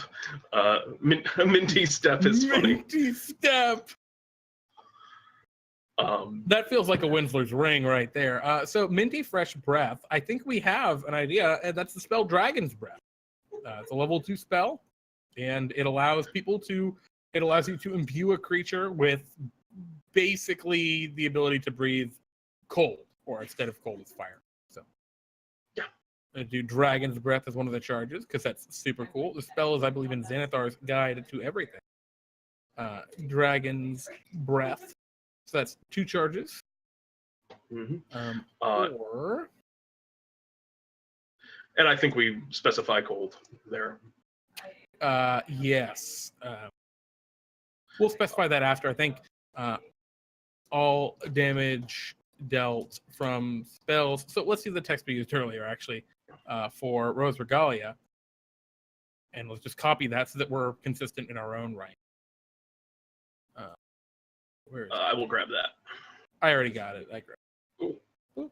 The damage type of spells cast using the spear is cold instead of its normal type. Perfect. I think that's a really clean little line of text there. Nice. So we got Minty Fresh Breath. What else do people say? Minty Step. Huh. I don't know. Minty Step is funny. I don't know if it fits. You know what? I want to put it on. We'll put it on there. Minty Step. I think that makes this like a very compelling item too. Even if you're not really into the actual spellcasting, like if you were for example, like a paladin, right? And you're like, I'd rather hit people and smite than use any of these spells. Well, Misty Step gives you. We have a cool one, yeah. I typed Minty Step. Misty Step. What else do people say? Sounds like an item. We also have, if an enemy uses foul language, dirty mouth, it auto expends a charge at no cost. That's funny. You know what would be a good one? Armor of Agathis would actually be really good for this, but that would be very powerful. I think we'd be getting into the very high rares at Armor of Agathis. What do you think? That's just a very strong spell. Also, like, the Spearman's Spear doesn't sound super defensive to me. Like, yeah, I can't imagine, like, the armor thing doesn't feel like it fits the spear archetype. Can it dispense gum? Absolutely. Yes. The Spearman's Spear. What else? Maybe it's just those two.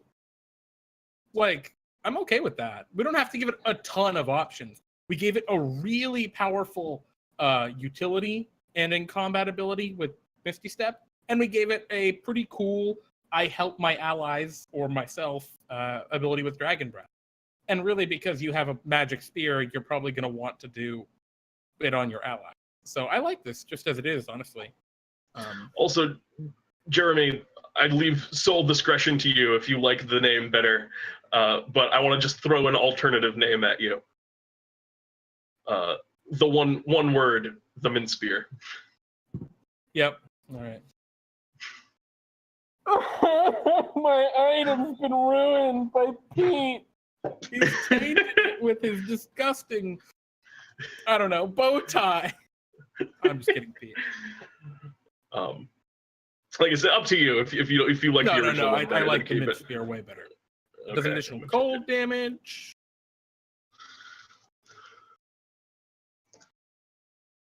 So we don't need that because it's not a quarterstaff. So this spear, my hands are in the wrong spot again. Because I can't see stuff because my microphone is in the way. Just so you guys are aware, it's right here in between my face and the keyboard. Do we want to do the additional cold damage, or do we want to do a +1? Additional cold damage. That's how most of these kind of work. That's kind of the trend, and I like that as a different option, right? It just deals more damage, less accurate, but more deep.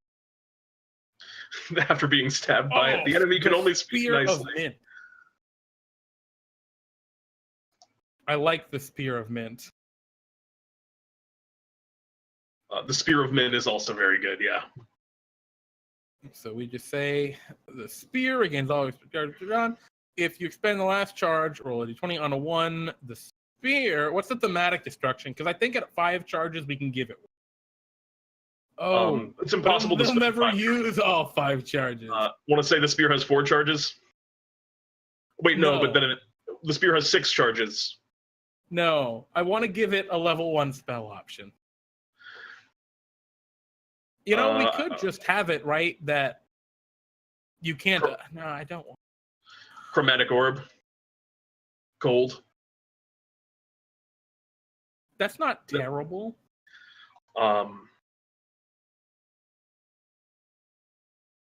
Yeah, it's not that bad.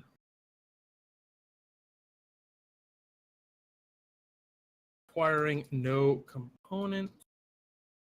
I accidentally just opened Spotify for update for where I am. Yeah, I don't love Chromatic Orb, but I think it's okay. Chromatic Orb. 1 charge. And right now we have it so none of these can be upcast. Do we want them to be able to? No, I think I kind of like it. Just the problem with Dragon's Breath is Dragon's Breath can be very underwhelming if you don't get to upcast it. I kind of like the idea of it being able to be upcast. It just lets people. What Dragon's Breath does, level 2 spell, which basically lets you do whatever damage type you want. Burning Hands every turn. 3d6 damage in a cone every turn. So it's a bunch of level 1 spells for a level 2 spells. You want to upcast it? I mean, sure. Why don't we just say, if we're doing that upcast, then everything upcast, I think. Okay, I think that's fine. The Chromatic Orb is a little dicey still at that point, but I can't really think of... Chat, you're smarter than we... Sleep? No, we're not putting sleep. This is not a sleep item. Flannel Pug, I see you love your sleep. I also love my sleep. Detect poison and disease. I mean, there's a lot of... Jeremy, there's a lot of outcry for something that... For something that makes monsters be nice to you after you hit them with it, or stop swearing. I think it's worth putting in a note on there because people seem to really want it. Just a creature hit by this weapon is incapable of swearing for 1 minute.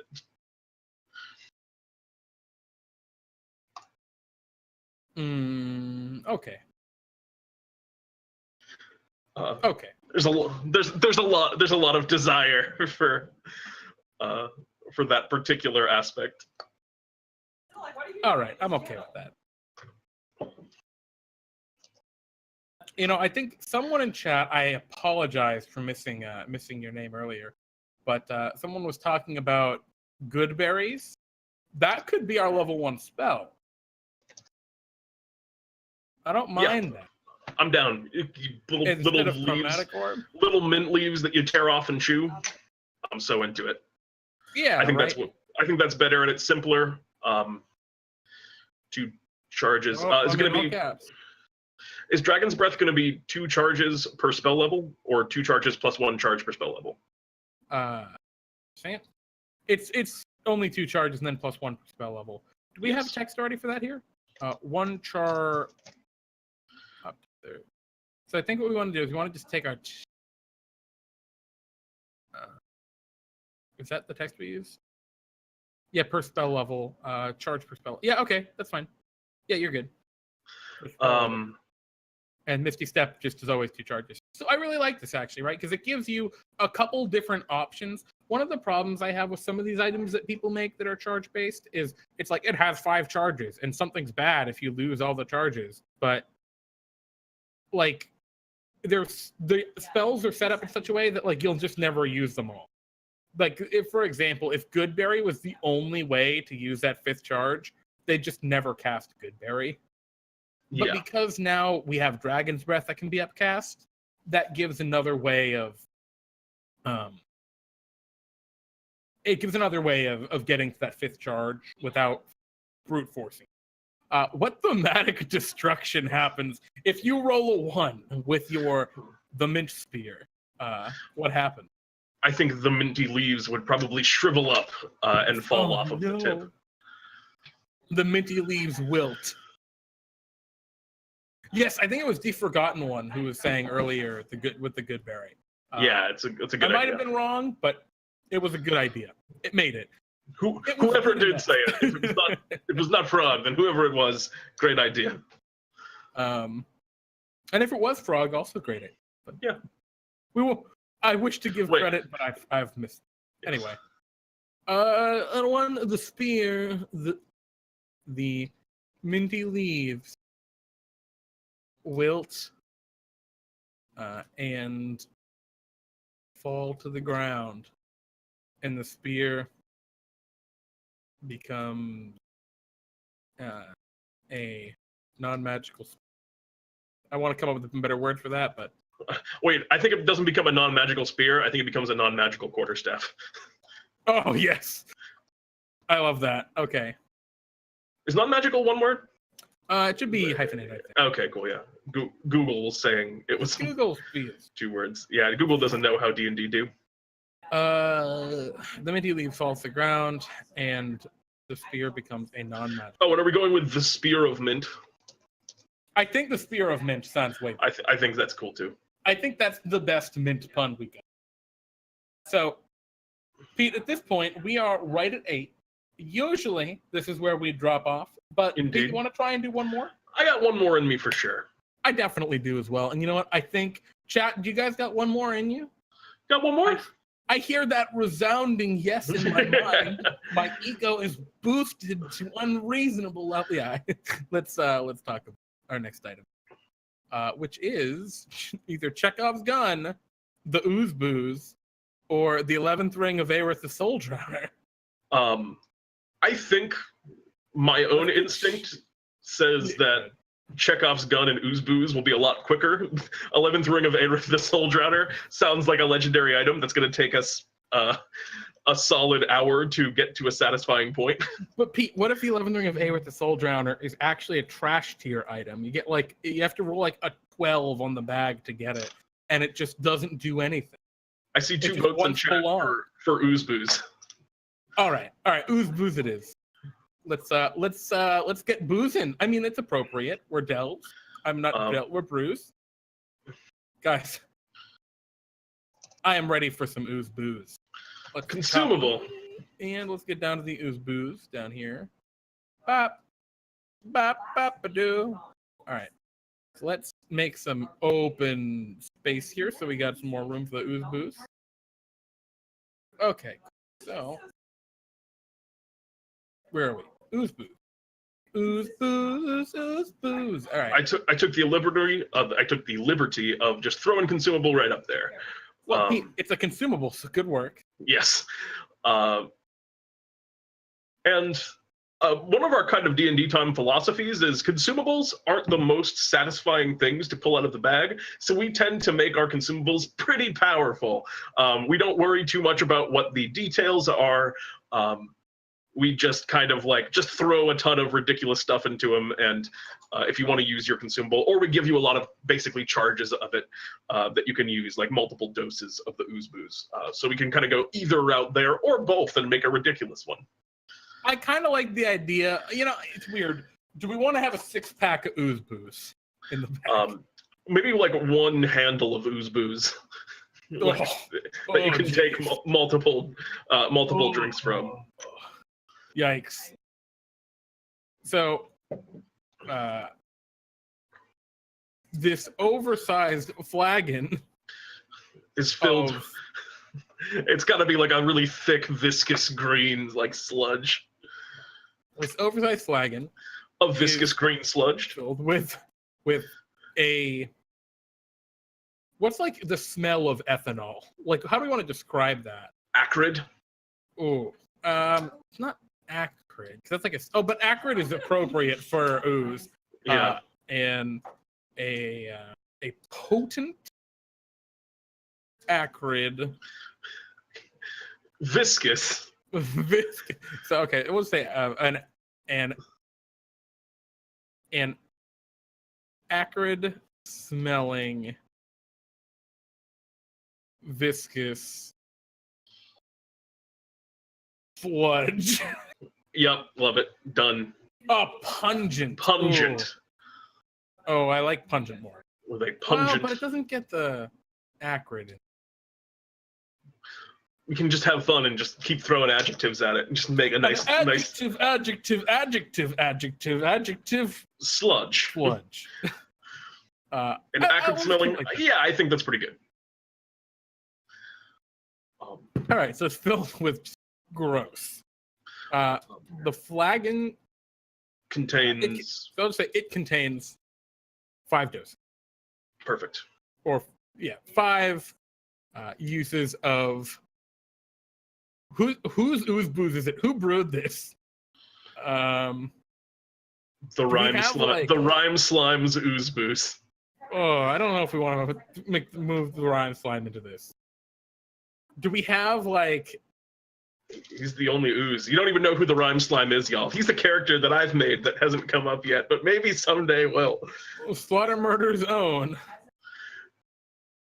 I can see Clinton Slaughter Murder making an ooze booze. Ooze booze. And to those people who don't know Slaughter.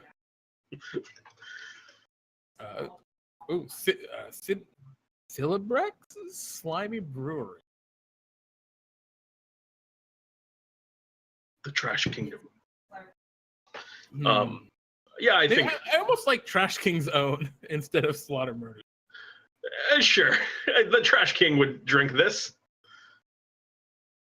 The Trash King's own ooze booze.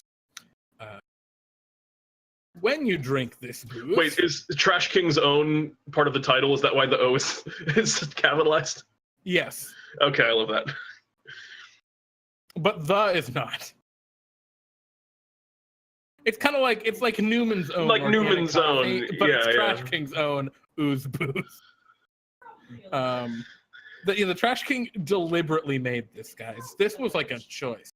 When you drink this booze, for the next minute, you begin to retch. No, maybe not next minute. For the next.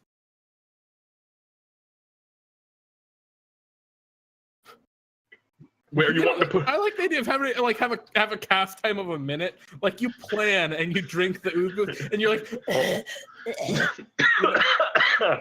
you can retch and dry heave as if attempting to regurgitate death itself. Fair enough. I like that flavor. For the next minute for the next hour after which you gain the following benefits. Actually, I think after which should be one word. So I love this, and Pete, you can tell me if I'm wrong here, but I love just bullet points of you gain this and this and this, and I love that's very satisfying to me personally. You, chat, do you guys love just bullet points of you get all this sick stuff? I love it personally. I'm a fan as well. And do we want it to be the next minute like retching and gagging, or do we just want to have? Do you guys like that? Yeah, I mean, what do you guys think? My biggest fear with something like that is someone not fully reading it and getting their own item, and then drinking it in combat. and feeling awful. Yeah. Maybe just for the next round, right? Yeah, so it's not completely devastating. Yeah, I like that. We got Roger twice, and Roger, I completely agree. Let's just do it for one round, so that way you can use it out of combat. Totally cool. But if you use it in combat, Flannel plugs in for the bullet points. Yeah, bullet points. Not the terrible aftertaste, says Max. Is it worth it? The answer is no, probably not. Yeah, shrug emoji. So let's just throw in some little bullets here to use. Oh gosh. All right, cool. We paste that in, no formatting. I'm just going to go into the monster manual and grab the exact ooze can move through things text. Yeah. I'll be right back with that. I believe amorphous is the text we're going to want that. What else does this ooze thing get? Maybe this gives you like resistance to bludgeoning damage. One that I kind of wanted was you get 2 characters if you take enough slashing damage. You're just yourself twice. If you're hit by an attack that does more than half your hit points in slashing damage, you are split into 2 characters and can take 2 turns on your next turn. Each with half of your current HP. Oh, no. It's so good. Oh, this is so dumb. I know, but it's a consumable. We only have to deal with it 5 times. If we're going to do that, that's the only thing it gets, I think. Besides maybe resistance to bludgeoning damage. Well, I think it also gets the schlorp through things. Okay, my cat's screaming over here. Data, come here, buddy. Oh, why are you screaming? Pass him to me. I want to show him to the camera. Data, be a beautiful baby. Say hello to the camera. Oh, no, I got you. Oh, you're in my arms. I got you. All right, he wants to be up there. Data, why'd you run away? Anyway. But you want the ability to consume? I don't know about that. Yeah, so I think first thing is you gain resistance to non-magical bludgeoning.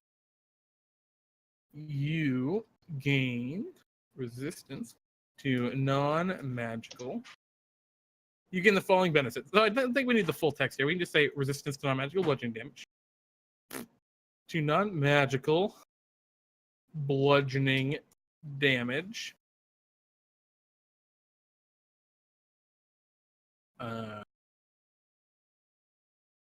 In front of it, resist non-magical bludgeoning damage. You can move the spaces near as one is squeezing. What else? What's the third one? You take more than half your maximum hit points in a single attack. In slashing damage from a single attack, you split into 2 characters, each gaining half of your remaining hit points, and taking the official split. Let me read it to you, or do you know it? Probably just post it in there. I think. Yeah. Forget what I did.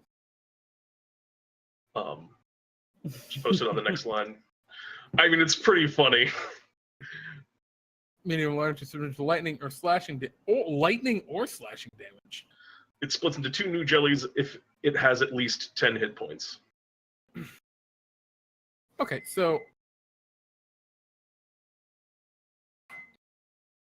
when you are subjected to lightning or slashing damage,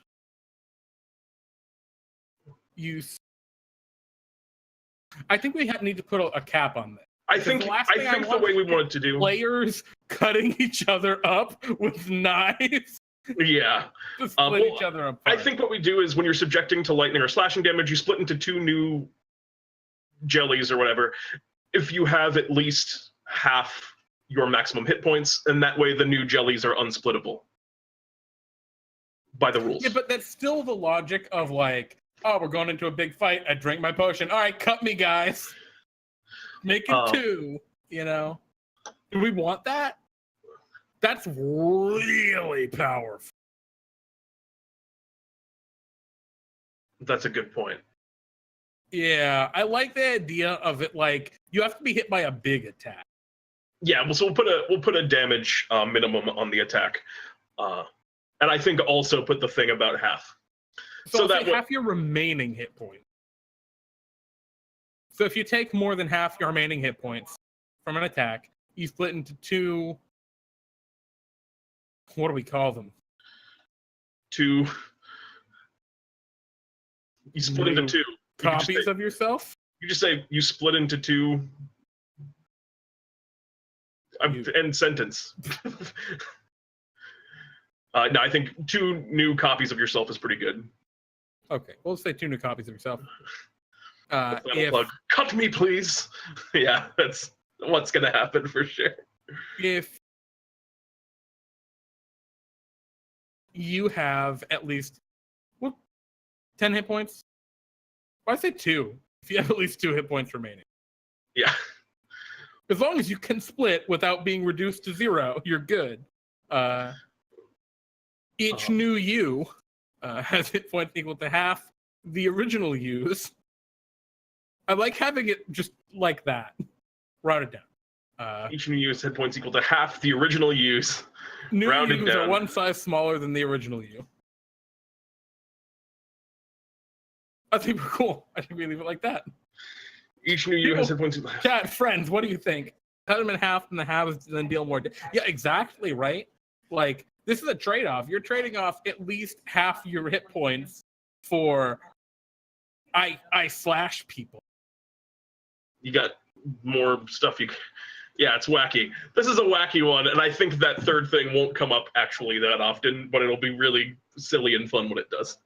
Do we want to have 5 in here, or do we want to have 3?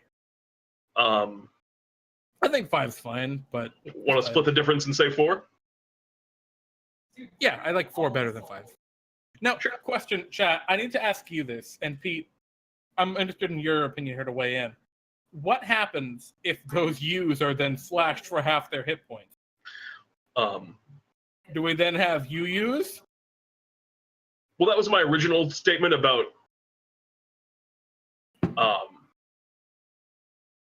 them being cut in to pieces from that point, because then you can, like, if I was saying like the U's, you have to have at least half of your maximum hit points to split in half, so that way those split ones would no longer be able to split. Yes. Okay. I like that. I like that a lot. And also, Max, want to see a magic trick, guys? Chugs, ooze, and splits in 2. Ta-da! I want to have an addendum to your comment of ta-da! Yeah, I think actually the order is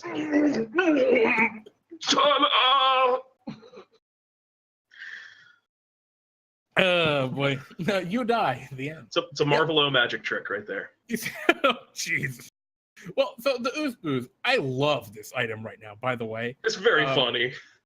It's funny, and I think it's actually pretty good too. Like, oh yeah, for sure. I could run this item in a regular game as a consumable, and I think it would be fine. I'd take off the word Trash King's own ooze booze, and I'd swap it out with something else. But like, this is absolutely usable, I think, in like a regular game. It'd be a little funky.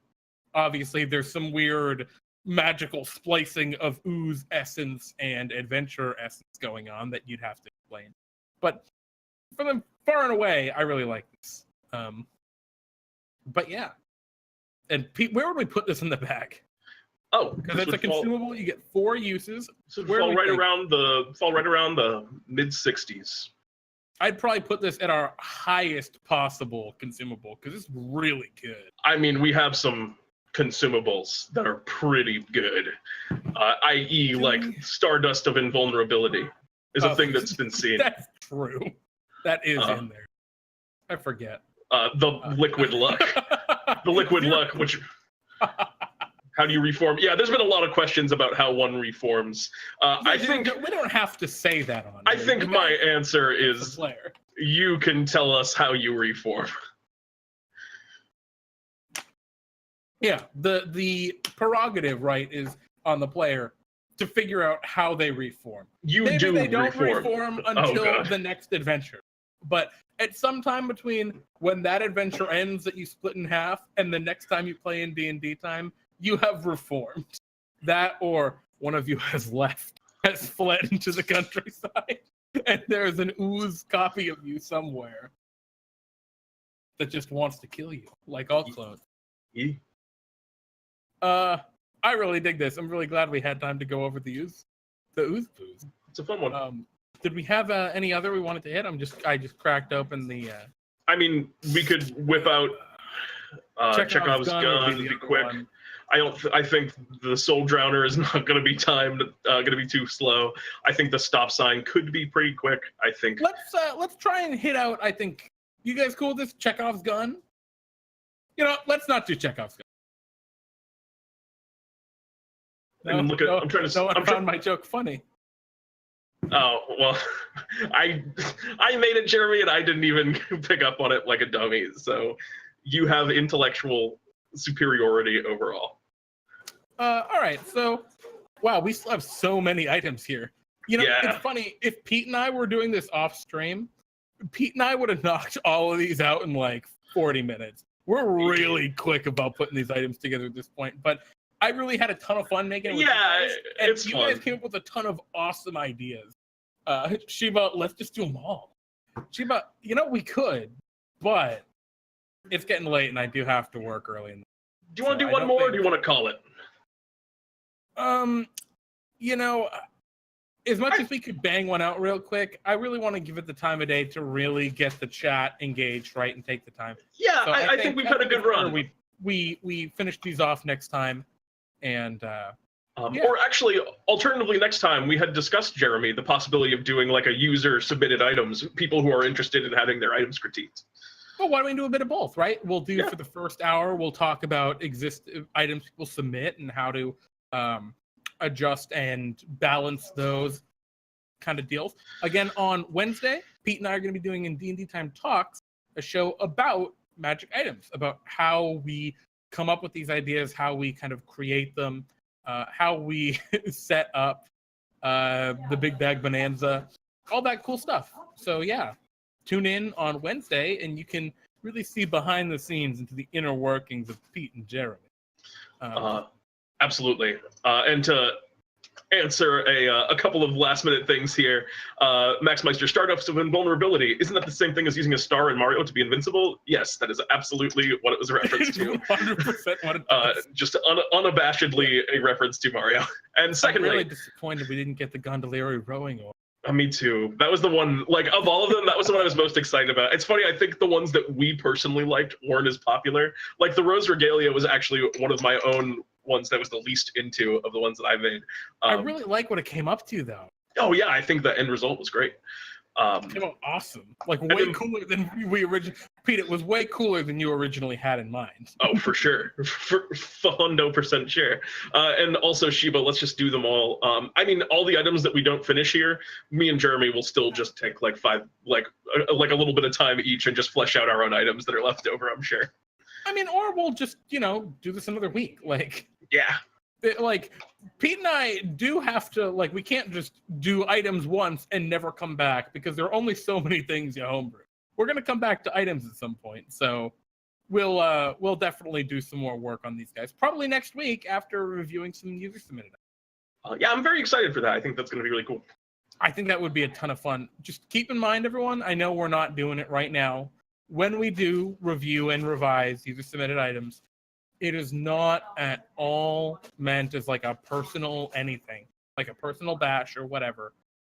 Pete and I have a very particular way that we do things and run things here in DnDTime. Mm-hmm. We have to do that because of the nature of our game. It's totally different from any other kind of D&D game. And any changes that we make to your items, they aren't because we didn't like your items. They aren't because your items are bad. They're because we needed to make those changes to make the items work in DnDTime. Yes. Our very, very strange and off-the-cuff D&D-esque game. So, what is like a cool item that you made in your home game might just need some adjustment to fit our game. No item is right for every game. Yeah, I mean, there may even be items that just don't fit in at all in our game. Like, for example, the Holy Avenger. We will never use a Holy... We will very likely never use a Holy Avenger in our game because it just doesn't make sense. But it's like the coolest item. Sword. Yeah, 2 of the coolest and most legendary weapons in Dungeons and Dragons that just... They don't D&D time. Yeah. So, I just wanted to put that out there ahead of time because we love... all you guys, we love the awesome things that people have submitted to the Big Bag Bonanza. But I want to let you guys know one last time that anything we change, it's not any affront to you guys. It's just how we have to do things to make it work for what we're doing. And with that, I think we're going to move to an outro. Yeah. Thank you very much. I think we've said it a few times, but thank you so much to everyone who hung out and made stuff with us. It wouldn't have been the same without you. We made some cool stuff, I think, tonight, and it was a lot of fun. We love you all very much. If you other shows that we do, like Jeremy mentioned, the next one that we do will be on Wednesday, which will be a DnDTime Talks about magic items. And we also, I noticed we had some new viewers tonight who were interested in playing in DnDTime on Fridays, for which these signups are open. If you've already signed up, then awesome. And if not, then consider checking it out and signing up and playing one of our like fun Friday one-shots. Thank you very much. Thank you very much, Zero G Ninja and Roger Twy. We appreciate it. Yeah, Flittle Pug saying thanks to the stream. Zero G Ninja saying this was awesome. Thanks, guys. And Roger Twy, good times, lads. It was certainly a good time.